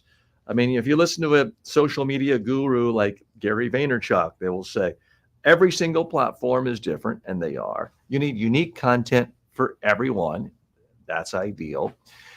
You know, some of them you need to post 12 times, 20 times a day, like TikTok. I understand that. I have found that would fry my brain and I would just burn out after 2 months and that would produce nothing for 6 years. So that's just not what I do. So my team is doing all the posting. I'm doing the creating, but I don't do hashtags or any of that. And that's being exactly filtered out through my team. And I realize it's not necessarily the best way, but if I'm going to be doing this for another 35 years, which I hope to do, I can't work 22 hours a day, which is what some people seem to do if they're really everywhere doing all the best practices. Outsource, as Gary Vaynerchuk says. Yeah, no, that's what I'm doing, but we're not doing more. I mean, we're doing 2 short videos a day, 1 long form video a day, but I'm not Sure. going to start doing 5 or 6 a day. Although on Instagram, I guess you could repost ones that you used 3 months ago. And cut your video into bite-size content for Instagram and TikTok and post them simultaneously into those 2 platforms as well. Post them as stories, 5 stories a day. This will keep your audience engaged throughout the day, not just whenever you post. Yeah. That's also from Master Gary Vaynerchuk in his book. Okay. All right. Well, thanks so much for the tips. It's really good to hear from you. I got to hop on. I've got to make some more short form videos. And what I'm trying to do, and I love your opinion on whether you think it's a good idea, but you know, everyone talks about make more content, make more content. I'm trying to make more content. I figured I might as well do it live in front of you on TikTok, in front of you on Instagram and Facebook and YouTube, because I'm going to be in front of a camera anyway. Why not do both of those things at the same time? So I'm going to make more short form videos right now, but you're welcome to stay in the green room. I'm going to pull off, but thanks again. Thank you very much. Much appreciated.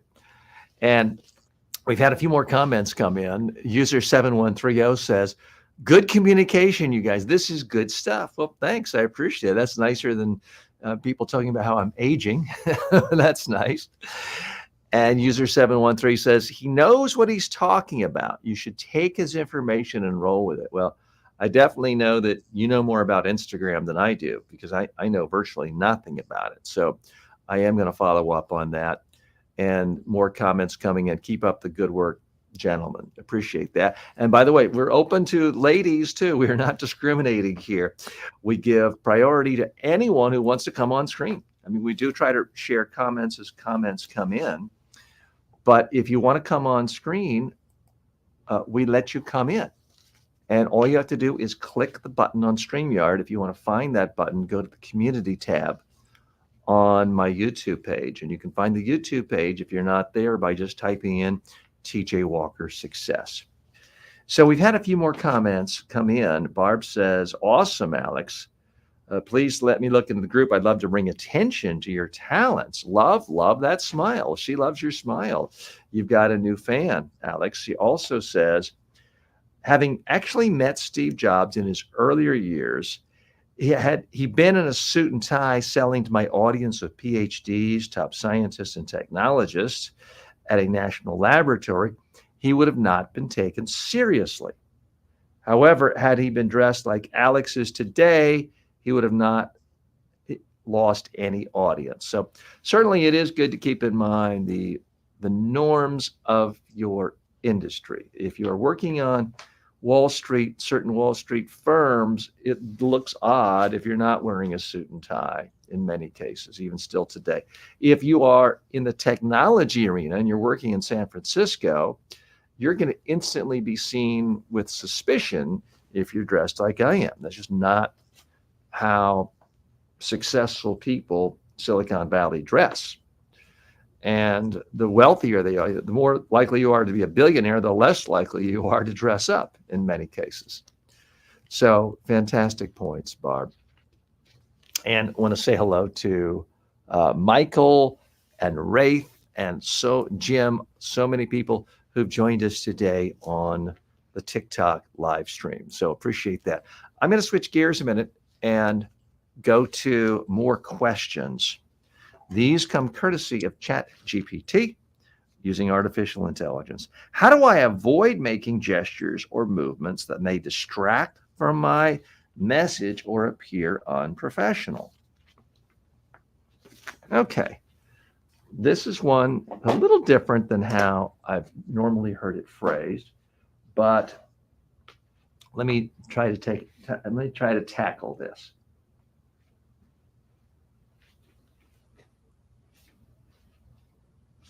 How do I avoid distractions with my hands when making a speech so that I don't look unprofessional? Well, for starters, don't do this, but chances are you're not doing this. So many people worry about, oh, my hands will float around like Will Ferrell. The biggest thing you can do that will look distracting when you're giving a presentation is to hold your hands down or hold a pen to try to freeze your hands to look professional. Stop doing that. You want to move naturally. That's what's going to make you look comfortable, confident, and relaxed. So stop trying to freeze yourself or doing things like this. That just looks weird. Okay, so little short form on that. And Alex, I apologize. Happy to have you stay, but I'm going to hit the mute button just so we don't get any extra feed in. And let's see, some more chats have come in too. I do try to be responsive. Occasionally I'll get going on a roll and I'm trying to make a long form, so I might not get to them quickly. Oh, and Alex just points out that he's on TikTok as well. If you search the body language on TikTok, you can find Alex. So we'll be sure to do that later. Next question. I'm reading these live for the first time, so you're hearing them as I'm hearing them. What are the consequences of not being aware of my body language or facial expressions during a presentation?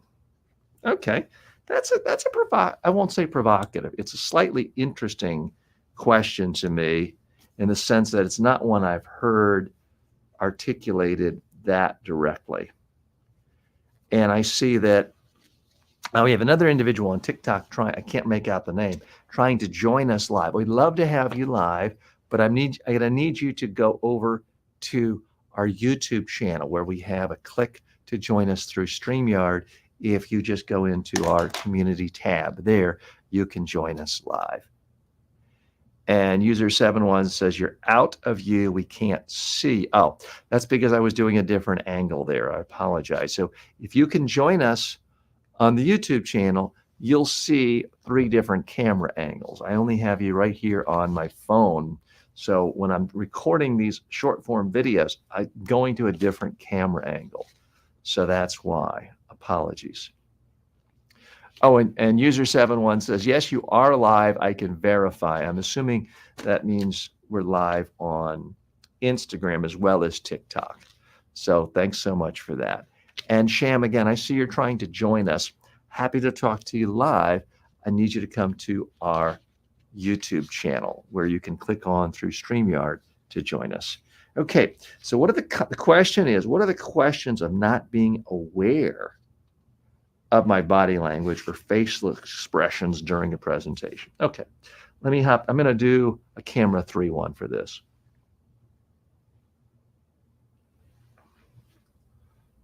What are the consequences of not being aware of your body language or facial expressions when you're giving a presentation? Well, it's this. Chances are, if you're not aware of it, your face is blank. people worry about looking weird or crazy. That's not the danger most people have. The biggest danger is you're so caught up with what you're going to say and not making a mistake. Your face goes blank. You look bored and boring, which means everyone else is going to tune out and check their cell phone. That's why you need to rehearse on video, so you know that you look comfortable, confident, and relaxed. Okay, I'm going to hit stop. In retrospect, I would have liked to have made that a little bit shorter, because what I have found with my own YouTube shorts, TikTok shorts, is the 12 to 19 seconds tends to be most popular. That one, I think, was clearly more than 20 seconds. But that is the sort of content that people love in social media. Now, I don't want to seem like I just pander and only do what I think is going to play well. I try to give good advice on what I think will really help people the most. I'm just noticing my lights have turned off. So what we do try to do here is typically take a commercial break.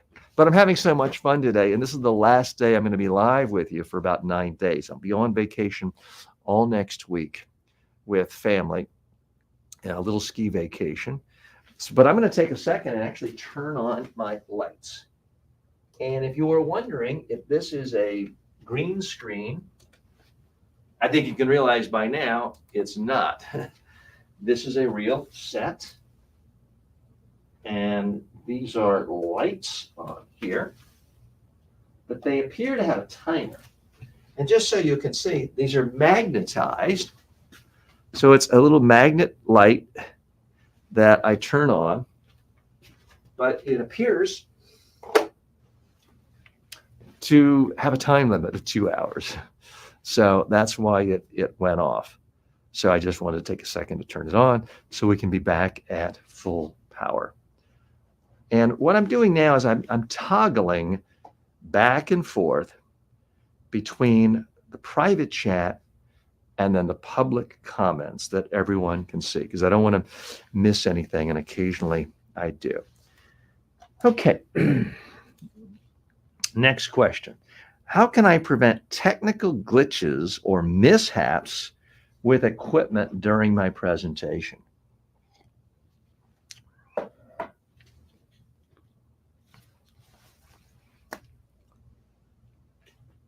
And I guess I'll do this one from camera 3 as well.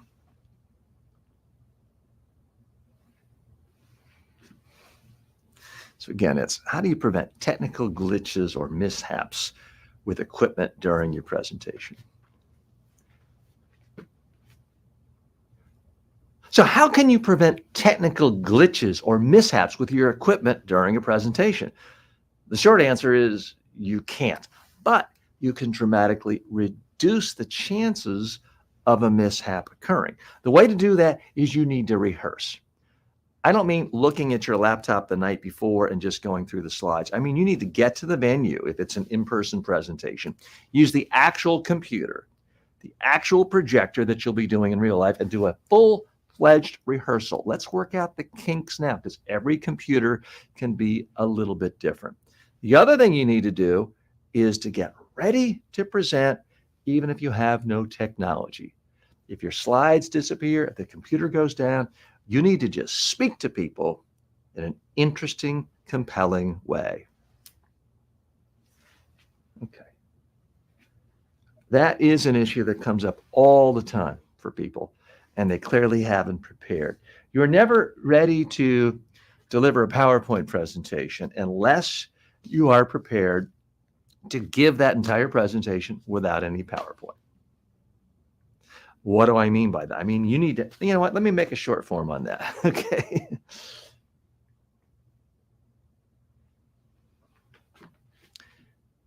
You are never prepared to deliver a PowerPoint presentation unless you can give that presentation without any PowerPoint. What do I mean by that? The projector might break, the bulb might go out, the computer could freeze. Everyone's still there, ready to hear from you. You need to have on a single sheet of paper a simple outline with your key points, so that if none of the slides work, You couldn't care less.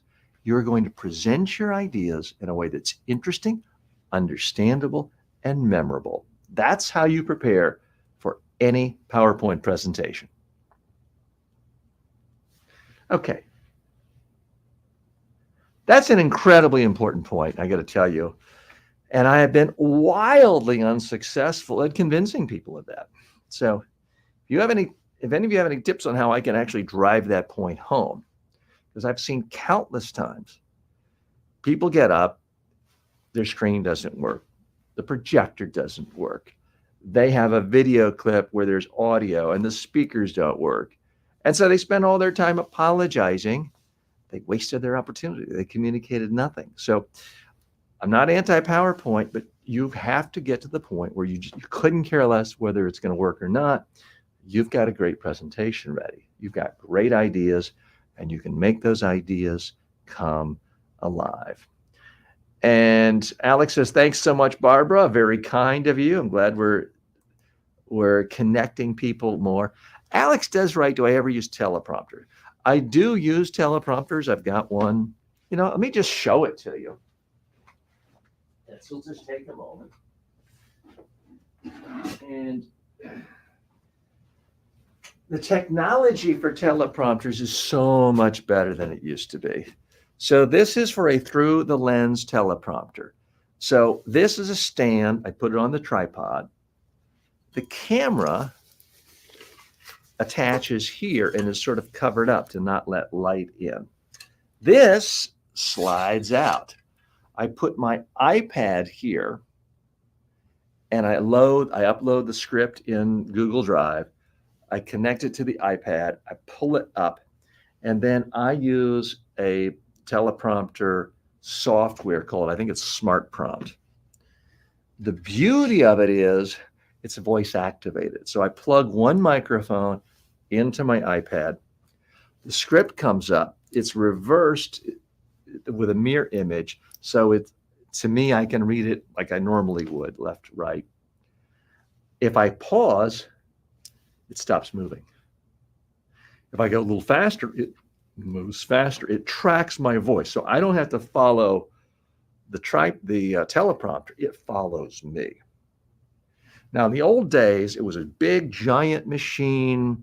You had a conveyor belt. You had to have another person there manually and I used to have one of these with a wheel shifting things.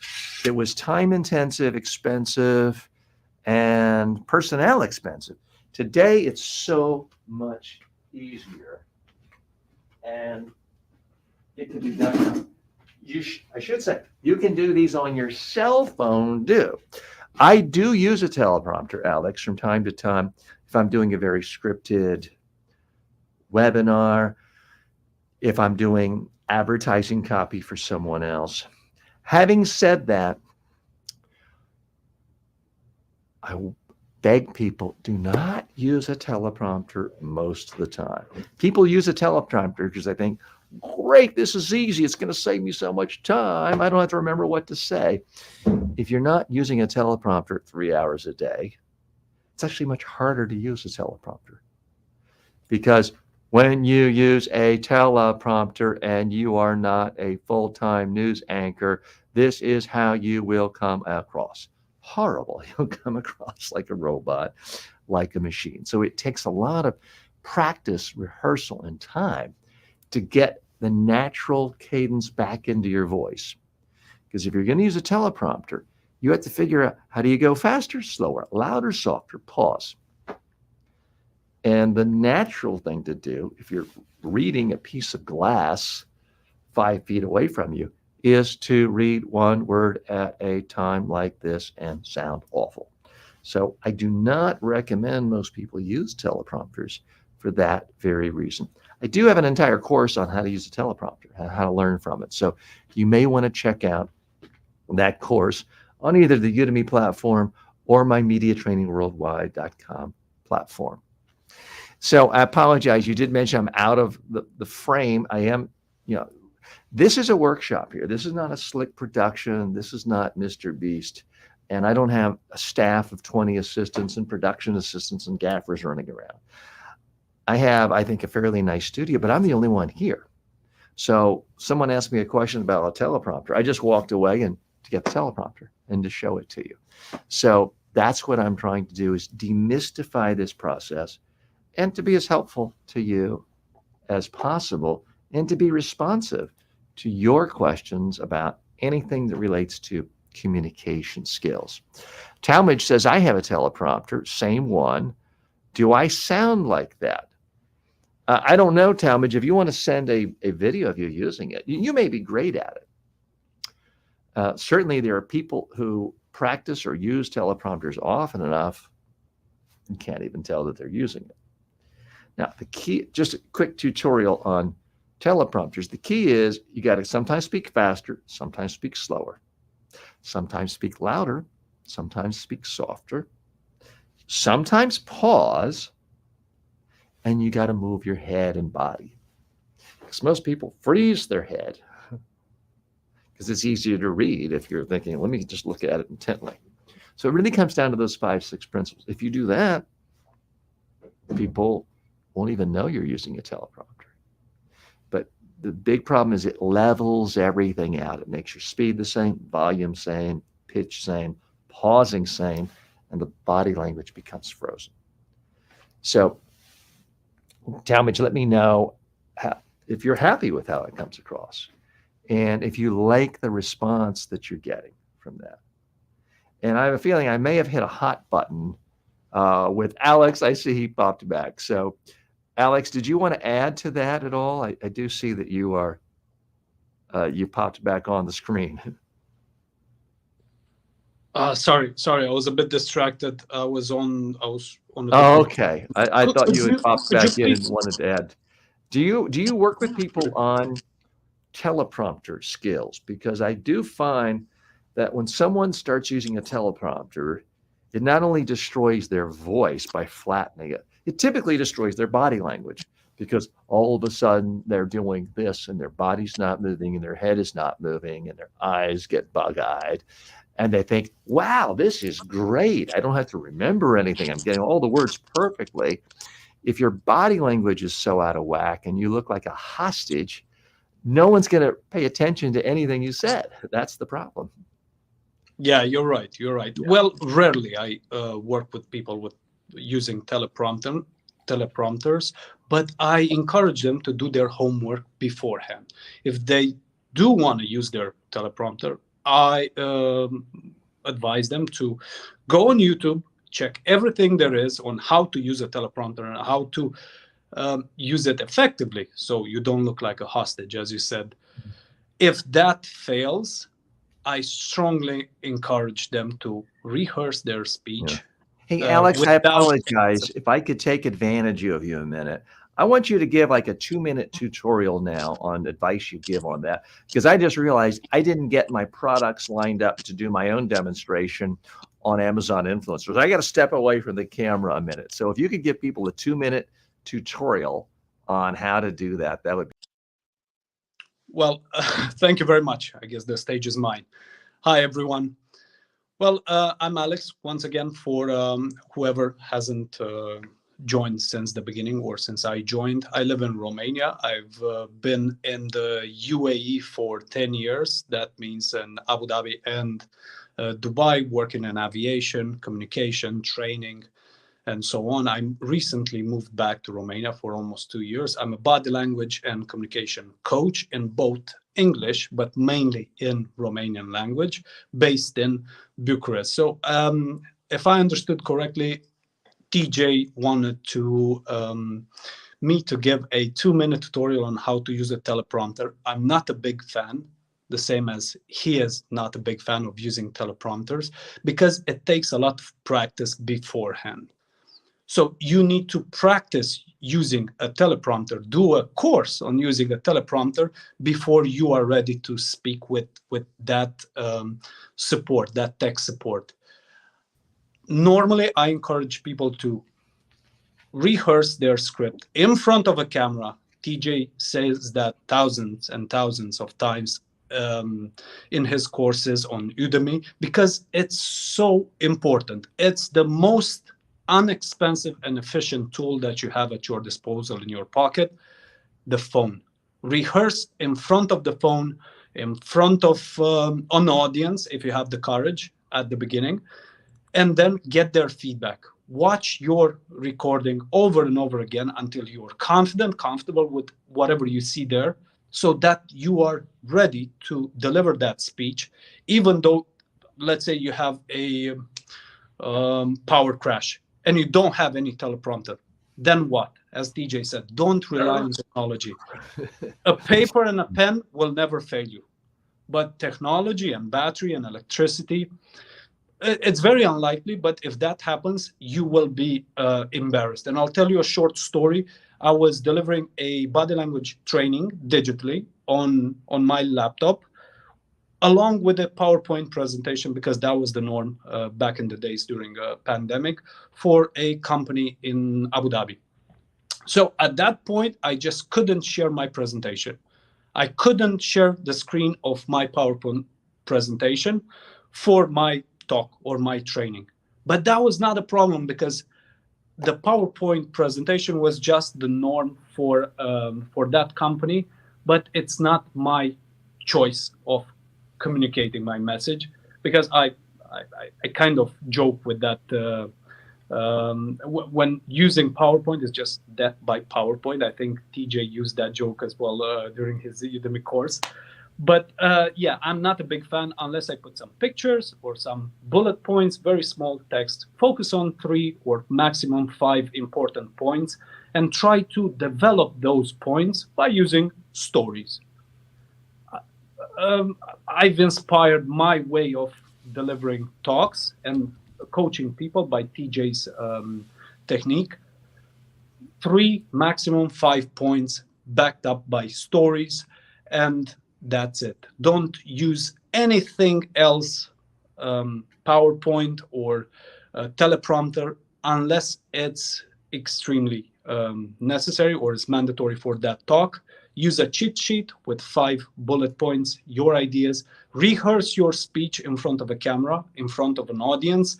Send it, email it to your peers. Get some feedback, optimize your speech, and then when you have the final product, be ready, have the courage to be in front of people and deliver it. Great insights, Alex. Thanks so much for sharing. And perhaps we have a follow-up question from Barb. Barb, thanks for joining us today. And Barb, did you, okay, I guess Barb had to step away, but Barb was very much a fan of how you were coming across and your insights. Thank you. Thank you very much, Barb. And thank you, TJ. I hope I can organize a trip for you in Romania, maybe to help us out with your insights. There are many events, business events, but not only communication and spiritual communication and so on. So you would really fit in the Romanian market. Everyone Great. speaks. Well, I would love to come over there. Again, I've had fabulous responses, you know, with a lot of different groups, business groups, speeches, trainings in Serbia, in Slovenia, and other Balkan nations, not that far away from you, in Austria. But I haven't been to your country first. Sometimes people ask me, you know, how can we bring you to a country? The main thing, frankly, is finding some anchor client, typically a business or a government, that wants to pay for in-person training, either one-on-one training or group training, or they have a budget for a keynote address if it's a major organization, major event. Do that, because the hard part is getting, you know, a substantial fee to get things going and the transportation costs. Once I'm there, quite often I do other events, public workshops, joint venture. We could do a joint venture body language workshop for a day. There can be media events. There can be half-day events. If I'm already there, I generally like to go places for a week rather than going all the way to another continent and back for a day. So I like to stretch things out, learn more about the culture and that sort of thing. Barb has joined us in the green room. Barb, if you have any questions or comments for Alex, more than happy to have you on screen if you want to add yourself. But I don't want to add you on if you weren't planning on doing that. And meanwhile, I see some questions have come in. that says user not 498, is this a makeup tutorial? No, it's not a makeup tutorial, but anytime you're in front of people, especially in front of a camera, especially in front of bright lights as I am, makeup is an issue. And am I telling you you have to wear makeup? Am I saying everyone in the world should be so superficial that you should be ashamed to be seen without makeup? No, I'm not saying that at all. What I can tell you is most people in the world, all things being equal, would either like to be perceived as looking the best they can or would like to minimize distractions. I have makeup on right now, and it's not because I want you to think I'm a just beautiful George Clooney or some movie star, but I want to avoid distractions, create a professional appearance. So what I'm seeing right now already, frankly, is I'm having some shine come out because I've been doing this for now several hours. So what I'm going to do is, in fact, give you a little bit of a makeup tutorial right now and show you what I do. What I do and what I recommend for most business people, men and women, it's not just for women, is to get some sort of mosaic powder, meaning it's different colors. You want something that when you put it on your skin, doesn't make your skin darker or lighter than it is, because you don't want to have it dark here and then totally light here, or really light here and dark there. What I try to do is eliminate the shine, because I can see now I'm getting shine on my cheeks and my forehead. So what I do is I take powder, I swirl it around, I try to get rid of the excess, and then I just very lightly do this. And I don't put a lot on. I don't want it to look heavy. It's a subtle change. You might not even notice with the version of the streaming that we're doing now. I try to get under my eye. I don't want to get it in my eyes because then I'll start blinking excessively. But I want to get it underneath my eyes and on my forehead. So ideally you see a little less shine now. And Alex, from where you are, do you even notice a difference? I don't want to look like I'm all heavily made up. And I'll do this for our friends on TikTok, get a little closer there. It's not that I somehow look beautiful or handsome now, but by reducing the shine, I eliminate distractions and just look a little more professional. Because here's the thing, every news anchor, every celebrity you see on TV, every reporter you see on TV has makeup on. So if you are on video, I say TV, it could be on YouTube, it could be on TikTok, everyone for the most part has makeup on. So if you don't wear makeup on, especially if you're under any kind of bright lights, it can magnify every little spot, bump, imperfection. It just intensifies it. So that's one reason why I put on makeup. Yeah, it looks very nice. It looks very nice. It looks very natural. I don't have any brush at my disposal, but I need some because I can see some shine here. It's not very hot, but I'm a bit nervous, obviously. By the way, thank you very much for taking over when I stepped away. What you just did is something would make most people terrified. And if you were terrified, you didn't show it at all. It's okay. It's okay to be nervous or to be a little uncomfortable, but we don't have to show it to people. We don't have to tell people that we're somehow really uncomfortable or nervous. So I like the way that you didn't say, hi, I wasn't prepared for that, TJ, don't leave me here. I just sort of abandoned you on screen in front of people. And that is a terrifying thing for a lot of people. So I do want you to know, A, I appreciate it. B, you demonstrated your craft quite nicely because there was nothing in your body language that said to people, oh God, now I'm really scared and uncomfortable. Why did he do that? So thank you for demonstrating best practices. Alex, we got to say goodbye to you. Thanks again for stopping by. I'm gonna remove you from the screen, but you're more than welcome to stay off in the green room. We've had so many new friends from TikTok joining us today. And we apologize for not integrating you into our StreamYard where you can ask questions easily on camera. But we're hoping to get that fixed by the next time we go live, which will be 1 week from Monday. All next week is a vacation week here at Media Training Worldwide and the TJ Walker Success Show. But we will be back sort of our regular time, 9 to noon Eastern time, 1 week from Monday, if you want to make a note of that. Okay, so I want to go over a few more questions because I need to create more short form video that can be edited and pushed out on all these social media platforms while I'm away on vacation. What should I do to avoid going over the allotted time for my presentation? So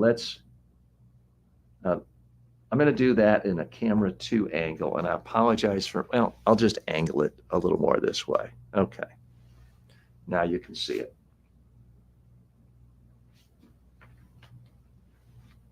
Okay.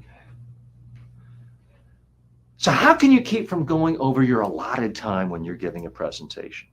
2 main ways. Number 1, have some kind of a timepiece, either an old-fashioned clock or watch in front of you so you can actually see what the time is. But more important, you need to rehearse out loud, record yourself, and time it, because that's going to be very different than if you're just reading silently your script or PowerPoint.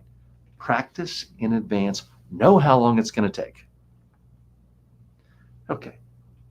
That's the short form, and that was camera 3. I'll move my TikTok camera back. Okay. I did a short form for that. I'm making notes right here because I don't want to duplicate a video on the very same topic within a relatively short period of time. Now, I see a number of private chats have come in. Sometimes people put things there because they want it to be just private with me, so I won't blurt it out loud. Sometimes people put it there, but they really do want me to share it with others. So I have to take just a second for that to happen. Okay. And so those chats are coming in. I don't think any of those need, nothing scandalous, but I don't think it's of interest to share with everyone. Okay.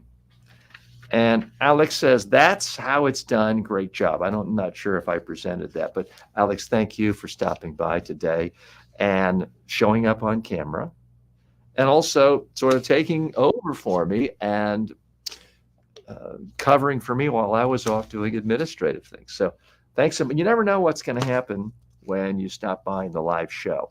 So this is a collaborative community. It's about people who care about communication. Some of you, like Alex, may work full-time in communication as a trainer. Others could be students. You could be a business person, and a communication is simply a means to an end to help you market your business, communicate with employees, vendors, other stakeholders. We're happy that you are here. Okay, how can I ensure that I address questions or objections effectively without being sidetracked? I had to think about that. There's a lot of different nuances. I could define that like during a live stream in that situation or others as well. That one I'm going to think about. What are the dangers of not knowing my audience or failing to tailor my presentation to their needs and interests? Okay.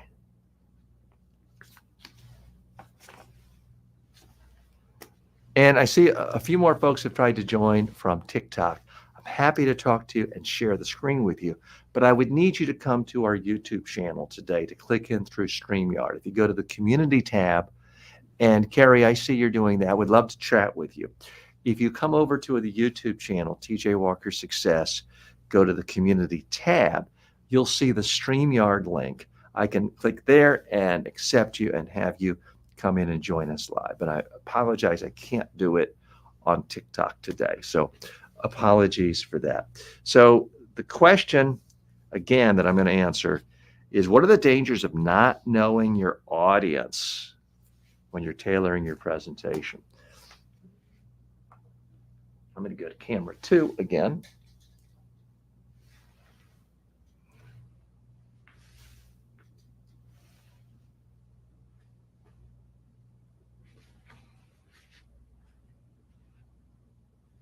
So what are the dangers of not knowing your audience when you're creating your presentation? Well, I know that firsthand. Once I was in a foreign country and I was giving as an example someone I thought was a great speaker and a great political leader, put his image up, and all of a sudden, all these gasps. It turns out the person I used that I thought was great was seen as a war criminal in this country. I had failed to know my audience. Don't let that be you. Okay, I'm hitting off. So that actually happened.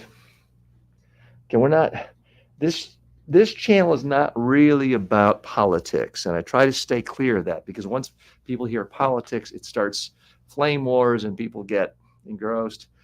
You know what? I'm not even going to tell you where it was, because I'm afraid it could open up a whole can of worms, and I don't really want us to get into political debates. But that really did happen. I had made a blunder, and it still went okay, but that moment was something that rubbed people the wrong way. So better off not to do that. How do I avoid relying too heavily on scripted or memorized content, which can sound robotic or insincere? Well, that is something I know a lot about and teach about, but that question is put out in a slightly different way. So I'm going to give an example of that, and I've got a little prop. So how do I avoid, and I'm making note that I'm doing it as a short, how do I avoid relying too heavily on scripted or memorized content?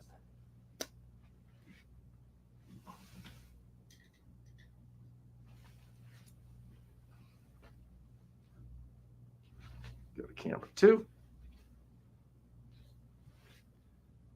So how do you avoid relying too much on heavily scripted or memorized content? I mean, you don't want to sound like a robot or too canned, right? Here's the thing. Don't memorize. It's really, really hard to memorize stuff and have it come out of your mouth and make it sound natural unless you are a trained professional actor. Don't even try. Don't try to memorize these scripts. Instead, cheat. Do what I do. Use a simple outline that just has 2-3 words for a point. Glance occasionally at your outline, and then talk for another 2-3 minutes. You can say it a little differently each time. It won't matter as long as you have interesting points and interesting examples for your audience. Okay. That really does solve the problem. It really does. So we're at the time now, we're at the end of the week. We're also going to be, this is the last live session we're going to do for about 9 days. It'll be a week from Monday before I'll be able to come back to you. I'm now going to not talk about the Amazon Influencer Program. I'm actually going to make Amazon Influencer videos, soup to nuts, create them, edit them, post them, tag them, label them, the whole bit, so you can see how it's done. And I just realized I made a technological blunder today. I was going to give the folks watching on TikTok high quality audio by putting a separate microphone into my cell phone. And I just now realized after 2.5 hours, I forgot to do that. So apologies to our friends on TikTok. So I'm going to take the phone. I'm going to have to sign off now on TikTok. I believe that just closed it. And that way I can use my phone to make Amazon influencer videos. Now, I think what I was supposed to have done is to have brought my microphone and receiver here. I was charging them this morning, and I think I forgot to do that too.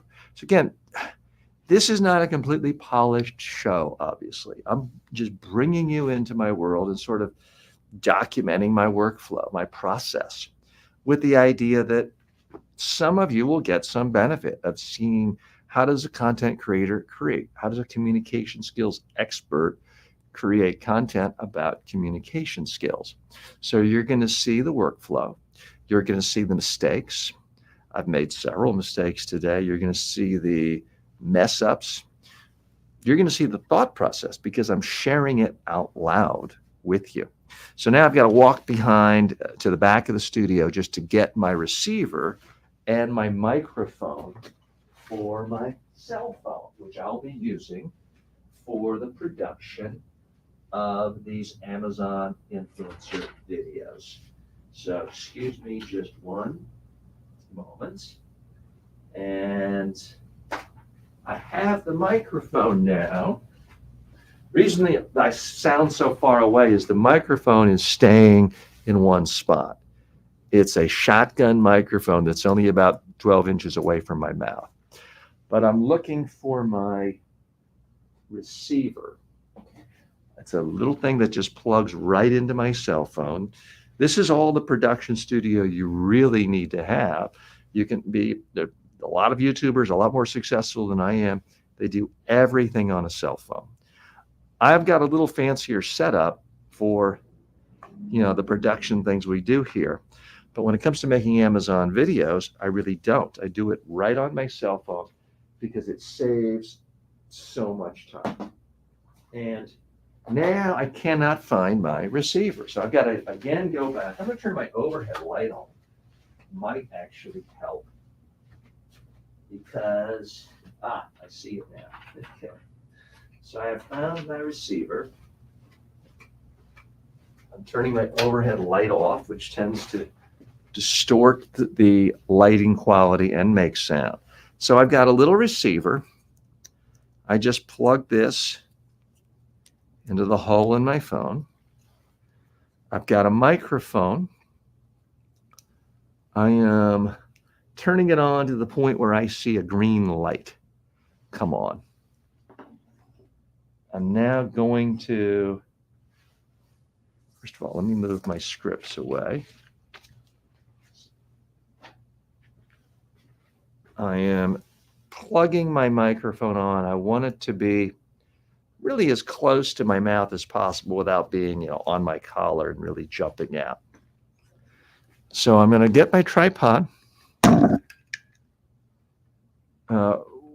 We'll try camera 1 for now for this. And I seem to have loosened my tripod. I'm going to try to tighten it. Making it tight.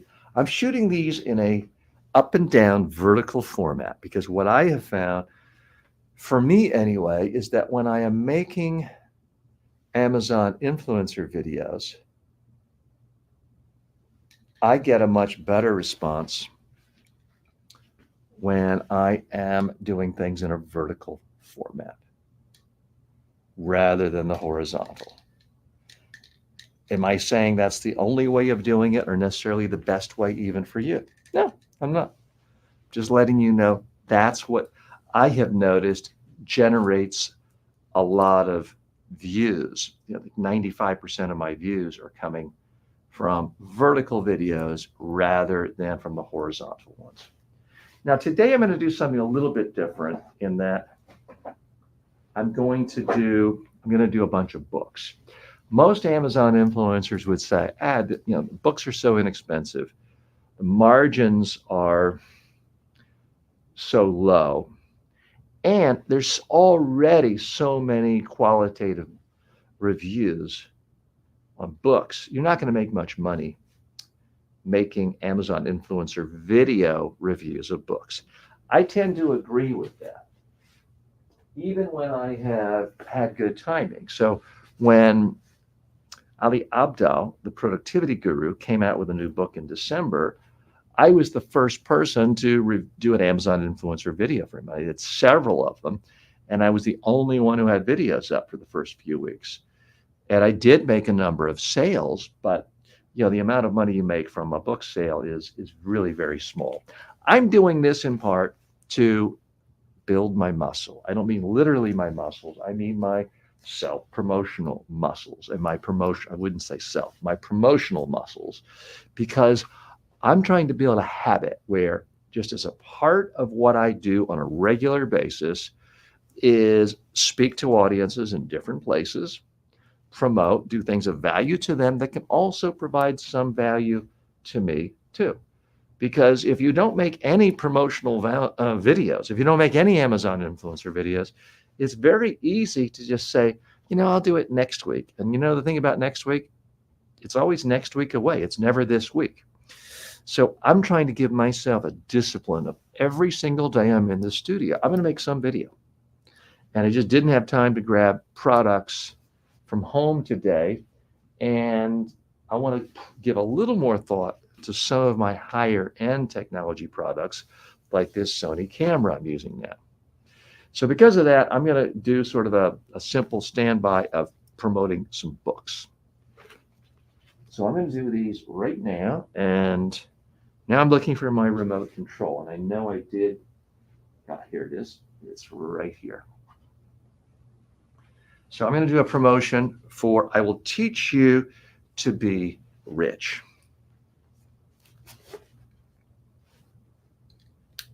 And I'm going to turn my remote control on. I'm using a remote control because I don't want people to see me sort of reaching into the camera, touching it, and then going to turn it off. I also don't want to spend time editing.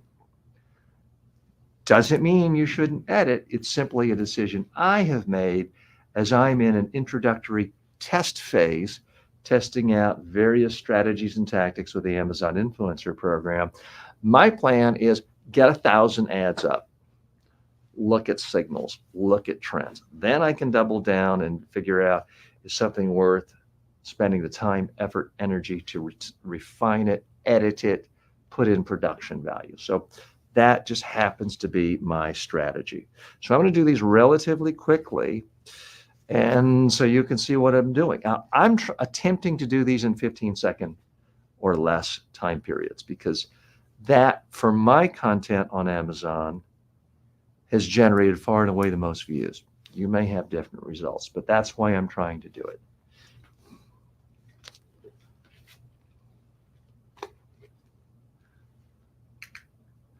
I Will Teach You to Be Rich. Maybe it's a tacky title, but this guy does know his stuff. He's become a personal finance guru to many, and with good reason. Check it out. Now, I don't know if that is necessarily going to pass the tests, the screens at Amazon, because they don't want you disparaging product. I think I still gave a positive review.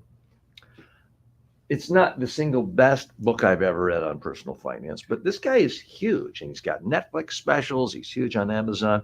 I think for someone really interested in this genre, it is a book you should check out. But I tried to have some balanced nuance to the review.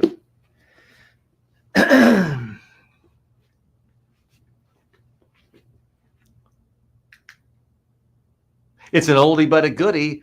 Brian Tracy. He was good 10 years ago, 20 years ago, 30 years ago. He's still good today. Check out one of his classics.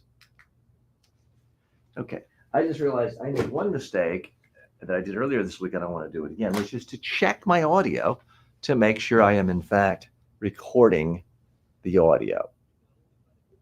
And I do hear it.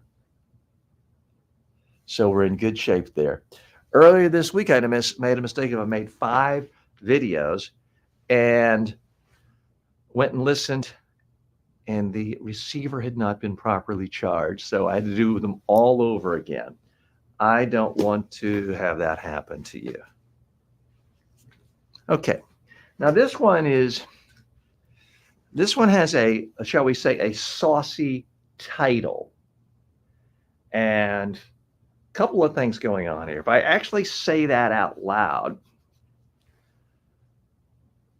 my understanding is the way the standards are, we're streaming live on YouTube right now. In India and other countries, if I say this word out loud, I could have my channel banned, or it could have some sort of special rate. So I don't want to do that. I do want to be sensitive of varying standards. Yet I am trying to get appeal around the world. So I've had a few more comments come in, and recognized. Okay, so let's hop in. I'm going to do this one.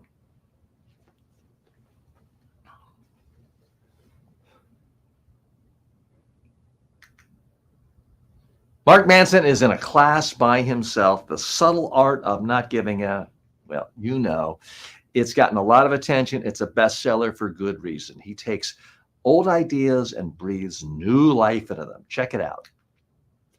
there I was a little bit rushed at the end because I'm really conscious of trying to get things to 15 seconds. And I was right at the edge, but I think I got it because I'm looking at the counter on my cell phone. So that is how I know. So I don't think I did anything there that would offend anyone. And the title itself is, you can say they don't spell out the whole word in the normal way. So it's technically not any kind of obscenity. Think and Grow Rich, Napoleon Hill.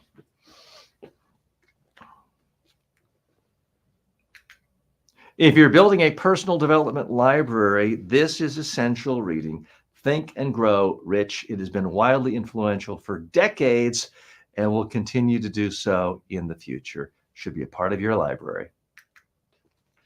So this one is a little bit tricky. Napoleon Hill had an extraordinarily checkered past, which most people in the personal development world don't know. You can make the case he was a con man, a criminal, all sorts of very sketchy things in his background. I didn't have the time to get into. I do think there's still a lot of good advice here. And, if you care about the personal development world and the history of personal development world, it makes sense to read it. So people have asked me this question, TJ, do you recommend things that you don't really like or don't believe in? No, it's not that every single book or every single product I think is the absolute best product ever. But if it's something I like, I've used, and I have recommended to other people, then I'm comfortable doing a video on it because I think it might help other people. If it's a product that fell apart on me, I'm not going to do it. There's a book over here from someone I've met before at the National Speakers Association. She's written numerous New York Times bestselling books. Her podcast is wildly popular. She's a great keynote speaker. But the book is one of the worst books I've ever read in my life. It was, a tweet that she expanded into a book. But she has so many rabid followers that had 10,000 positive reviews of 4.5. I thought, oh, well, I can't lose. I got that book, and I thought it was the worst book I'd ever read in my life. I'm not going to do an Amazon review of that. Nor am I going to do a critical review because that's not what they're looking for with Amazon Influencer. That's for the regular reviews. So to give you an idea on it. Okay. So here's a course called a book on high ticket courses. This is another nuanced one. This is not a rave review. Well, you'll hear what I have to say.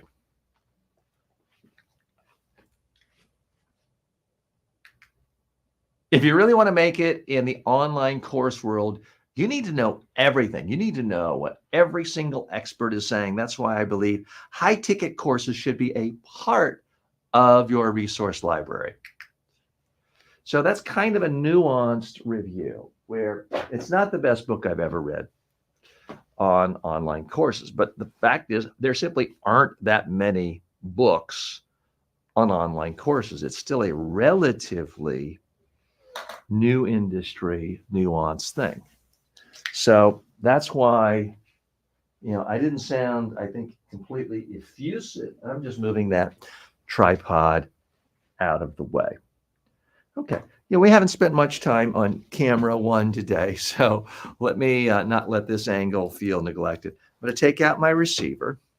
I'm going to take off my microphone, power it down. Now, the light is off, so it's gone. So now what I'm going to do is show you, again, soup to nuts, how this process actually works. What I'm hoping to do is demystify this process. Because if you're like a lot of people, you may be thinking, well, TJ, I like to speak, I like to present, I'd like to speak in front of more people. I'd like to figure out a way of making money from it. But there are these gatekeepers, these people at conventions that don't want me to speak, even though I asked, or there's TV networks where I've asked to be on shows, they don't let me on. Or maybe I've written to this product saying, hire me as your ambassador. I don't hear from them. The beauty of the Amazon Influencer Program is It gets rid of both gatekeepers. Once you're in, and it's not that hard to get in, you need about 1,000 followers or so on a major social media platform. Once you're in, if your followers never buy anything of it, you can still make money. So it solves that part of the equation of Amazon will get you in front of real people because they'll put your videos, if they're accepted, on the actual product page. So for example, this shirt I have right on here right now, I just bought it a week ago. I did a video on it saying I like the shirt. Amazon put it on the product page for this shirt, and I've sold several of them and gotten little commissions. Is it always instant? No. Is it guaranteed placement? No. But I have no relationship with this brand, this manufacturer of this shirt, but through the power of Amazon Influencer, it marries you up, and you don't have to spend time knocking on doors or trying to get meetings with major manufacturers and major brands. So that's the basic principle. So what I'm going to do now, so I'm going to open up my Safari. I'm going to go to Amazon, the TJ Walker store, and that what that is for everyone, it's amazon.com/shop/ the name of the person, what they call their store. Mine is TJ Walker Success. So I'm now going to create content. I push a button. I hit a button that says post. I go to photo library. I see the most recent one. It's the high ticket courses. I hit done. Amazon is now uploading the video and processing it. It takes a few seconds. I would definitely recommend you do this on good Wi-Fi rather than just your cellular service, because this sometimes, at least for me, can be the slowest part of the process. My jacket has gotten a little crooked. So now I'm going to go to your order history. High ticket courses.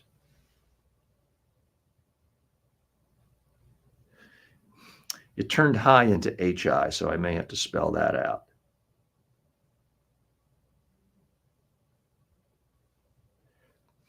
Now it popped up. So I tagged the product, and it did get a 4.5-star rating. So I would be a little bit reluctant to recommend a book or any product that has less than a 4-star rating. If you want to be an expert on selling online courses, now that's not really good grammar, but for a title, I think it works. Now, so that one has been submitted. So it's uploaded, it's processed, it's submitted. If I go to my storefront right now, it'll say under review. And typically, whether it's 5 hours later or the next day, I don't really worry about it. I see that it's been approved and it's available. That doesn't mean it's necessarily on that product page. Any one brand can decide we don't want any Amazon influencer videos on our product. That's their right. They get to do that. I don't worry about that, frankly. Okay, I hit create. I do post. I go to photo library. I do the next book, Think and Grow Rich. I hit done. It's now processing it, uploading it. People who are really good at this will do a lot of research to go after the hottest products. They want something, they want at least one Amazon influencer video on it typically. Otherwise, they may think the brand doesn't let you do it. But fewer than 6, because they will typically put the first 6 up. After that, if there's a whole lot, well, then there's competition as far as what people like and retention and all of that. I go to your orders. I hit the search. I hit the dictation button because I can talk faster than I can type, especially on a phone. Think and Grow Rich. I hit that. And there is the book. It does have thousands of reviews. It does have 4.5-star rating. I hit done. Title. Still relevant, comma, after all these decades, exclamation point. I hit submit and it's done. I go to the next one. Go to storefront, hit create content. By the way, I can already tell we're probably going to have a few extra minutes.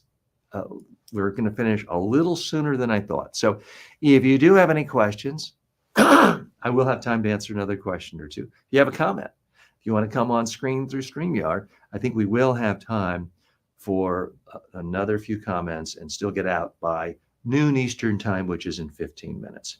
I hit post, photo library. Now, the books are much easier because I know I bought the books through Amazon. So I go through this a lot faster. This is the subtle art of not giving, it's uploading it. It is processing the video. And sometimes it's a little faster than others. The longer the video is, the longer it takes. All of these were in the 15-second or shorter range. So it typically doesn't take very long at all for this to be uploaded. I get your orders. The subtle art of, there the book pops up. Wow. 144,000 reviews. It's hard to even fathom. I know one thing he doesn't care about much is money because he's got so much of it. He'll never have to work again. By the way, Mark Manson, he has gotten very aggressive at his YouTube channel and is doing some high quality content that's getting massive views. He had a major documentary. I can't remember if it was Netflix or that came out last year. Didn't really do that well. I watched it, but nothing like the blockbuster success of his book. But a fascinating character and a skilled communicator.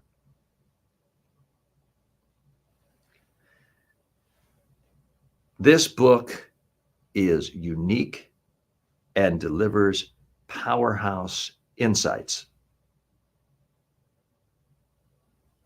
I want to make sure I have no typos. I want to make sure I have no apostrophes because that messes up in the title. And I want to make sure my dictation doesn't turn it into a different word than what the meaning was. Go to storefront, create content, post video, photo library. Now I'm going to go to the Brian Tracy book. Now, this is one of the older books in the Brian Tracy catalog. I honestly can't imagine this selling a lot. But part of what I'm trying to do is help sort of my own brand and positioning as someone who knows about, cares about, and is a part of the personal development world. So when people see this is in my storefront, it's not that they'll necessarily buy it. I do think it is further helping my own positioning of what I'm trying to do. Okay, now I got a problem where my iPhone, this happened earlier this week, and I meant to do something about it, where I've got a storage problem. So I think I can do that one, but I may have to delete a few things before I do it. So I'm going to go to your orders. Brian, Maximum Achievement, Brian Tracy. Pull it up. Tag. Wow, he's got 5-star reviews with more than 1,000 reviews. That's very hard to have a 5-star review. Very, very impressive. Brian Tracy is still a personal development superstar, exclamation point.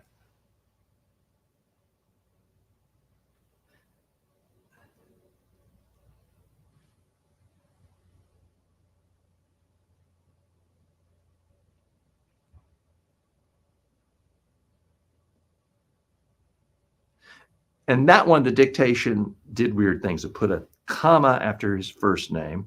It spelled his last name differently. So I do try to look at that carefully. I hope that didn't seem too negative. I say he's still a superstar. He's been sort of big in the business for almost half a century. He's been around a long time. I believe he's roughly 20 years older than I am. So he's around 80. And again, still, to my knowledge, alive. And his YouTube channel still putting out content. So I hit create content, post video, photo library, and now I'm doing the last book. I will teach you to be rich. Done. It's uploading the book. And I got to say, I mean, I referenced it in my review. The title to me, it's very direct. It's simple. I guess that's a part of its appeal. It does sound like Get Rich Quick, a little cheesy. I do think he goes deeper than that and has shown that he's a master promoter and communicator. His YouTube channel is wildly successful. And he has his own show. I believe it's on Netflix or HBO. So he's doing a lot of things pretty well. Oh, now I forgot what I was doing there. I hit that, I uploaded it, and it sent me back to the upload. This may be because I have too much data on my phone and it is rebelling. So I think I just uploaded it twice, which is not really a problem for Amazon. But what I may have to do, okay, there we go.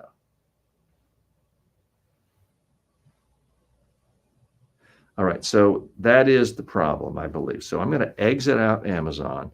I now have to do a bit of housekeeping. So this is the sort of unglamorous thing. This is not going to make me Mr. Beast TV. But I do show this because I want to show my process and want you to see what actually goes on. I'm hoping you see that this is actually not that time consuming, but it does take some time. I'm not going to delete today's because I don't accidentally want to delete the one I just did, but I am going to delete a whole lot of other videos that I have done for this Amazon influencer program to create more data. Oh, I think the other problem is doing the TikTok live today. I think all of that footage somehow got on my phone. And I don't know if that's a setting or what, but I believe that's what happened to me the other day. And it said my whole phone is completely full and can't save anything or can't do anything else. So I think that's in part what happened. So I'm going through looking for other obvious things to get rid of. And I just selected 50 videos because video typically is what takes up the most space on a phone. So I've deleted it. I've made more space. I'm now going to go to Safari again. I'm going to, let me back out of my page. I'm just going to try to get out of that completely. I'm going to try to start from scratch to get into Amazon, my page. I'm going to hit create content. I'm going to hit post video, photo library. I'm now going to click on that last video of that book once again. I'm going to hit done. It's processing it. It's uploading it. Now, what happened earlier in the week is I think because my phone was so full, it sent me back to the previous page where I had to upload again. I'm hoping it doesn't do that this time. And it did. So there's what I'm going to have to do, unfortunately, is delete my TikTok, which I don't like to do because I had to sign in the whole thing again today. But I believe that's the only way I can do that. So I'm going to go to, well, I won't bore you with those tedious details. I'm going to have to do that offline because it is a bit tricky to be doing technical things while continuing to have a conversation with people. Because I see some of you are with me on YouTube right now. Some of you have joined me from Twitter, from X, from LinkedIn. Some of you are with me through Facebook. So it is a bit of a cognitive stress level when you're thinking about, I'm doing something on my phone. I'm trying to do something technical. I'm trying to have a conversation with people, trying to have a conversation with people around the world. I'm trying to have a conversation and figuring out, do I want to be on this camera, or that camera? Do I want to shift on my mixer? Am I up to date on comments? Did I miss a comment from the private chat? So there's a lot of things going on that are taxing. There's a mental load. I say that not because I want to dissuade you from attempting to do live streams. I do think live streaming is a fantastic way of communicating, connecting with people, having interactions. Like, Alex is still with me here. I really appreciate Alex joining us today.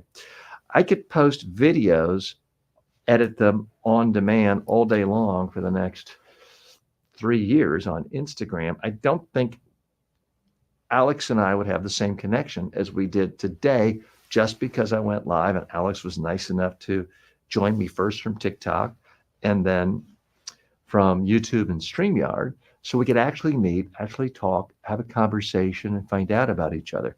So I do think there's tremendous value in going live, and I want to urge you to try it. The other thing I love about live is, I have to be honest with you, I'm lazy. I always love figuring out a way of competing where there's a lot less competition.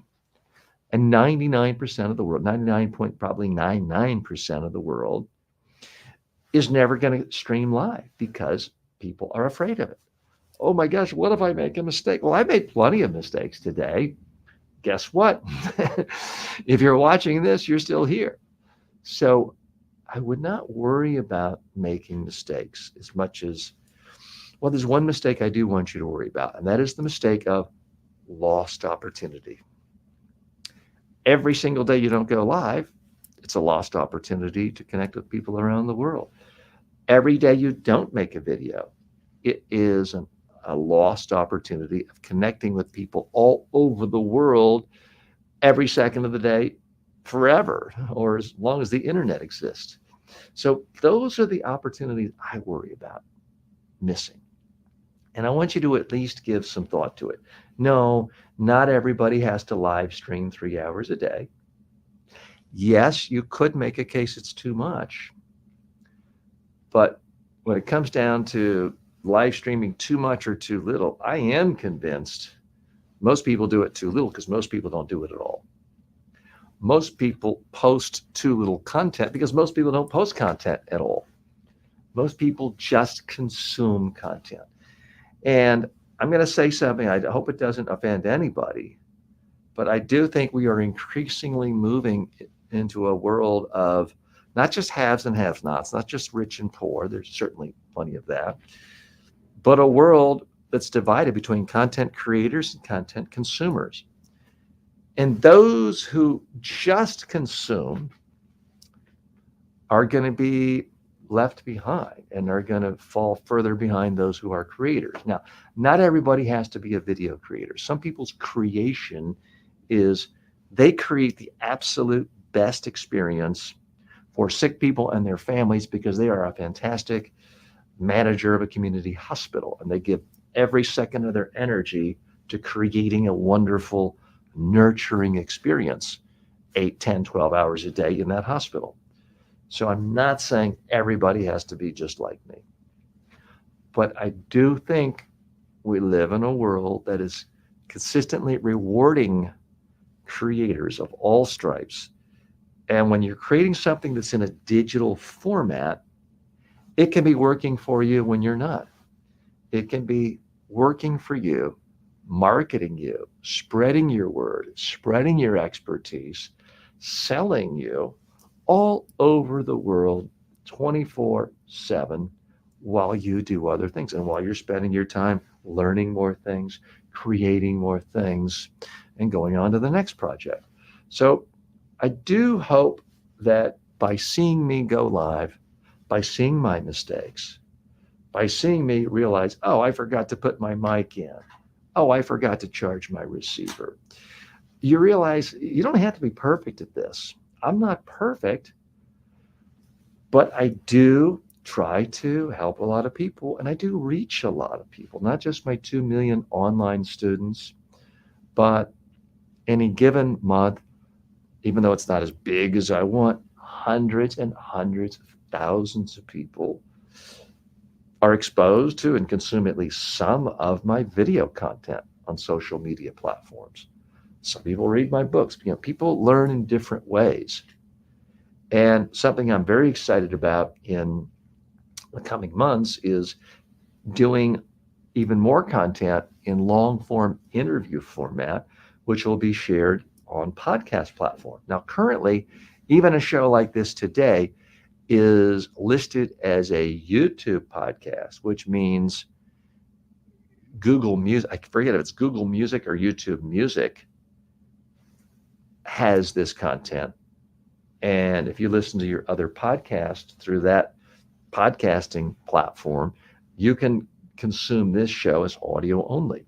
But pretty soon in the next month, I'll be doing long form interviews with communications experts, best-selling authors, and we'll be doing it in a video format like this, but we'll also be stripping out the audio, and the audio will be put on Spotify and iTunes and Google Podcast, all these other 30 platforms or so to reach more of an audience. So that's some of the plan that we're working on now, and a lot of exciting things going on. So thank you so much for joining me today. I'm TJ Walker. It's the end of a full week here at the TJ Walker Success Show. I'm off next week, but please, please, please come to the channel each day. We post at least three videos every single day with tips, tricks, tools to help you become a better communicator. So whether you're on YouTube, Facebook, Instagram, please check out the videos on a regular basis. Like them, leave comments. I will read all the comments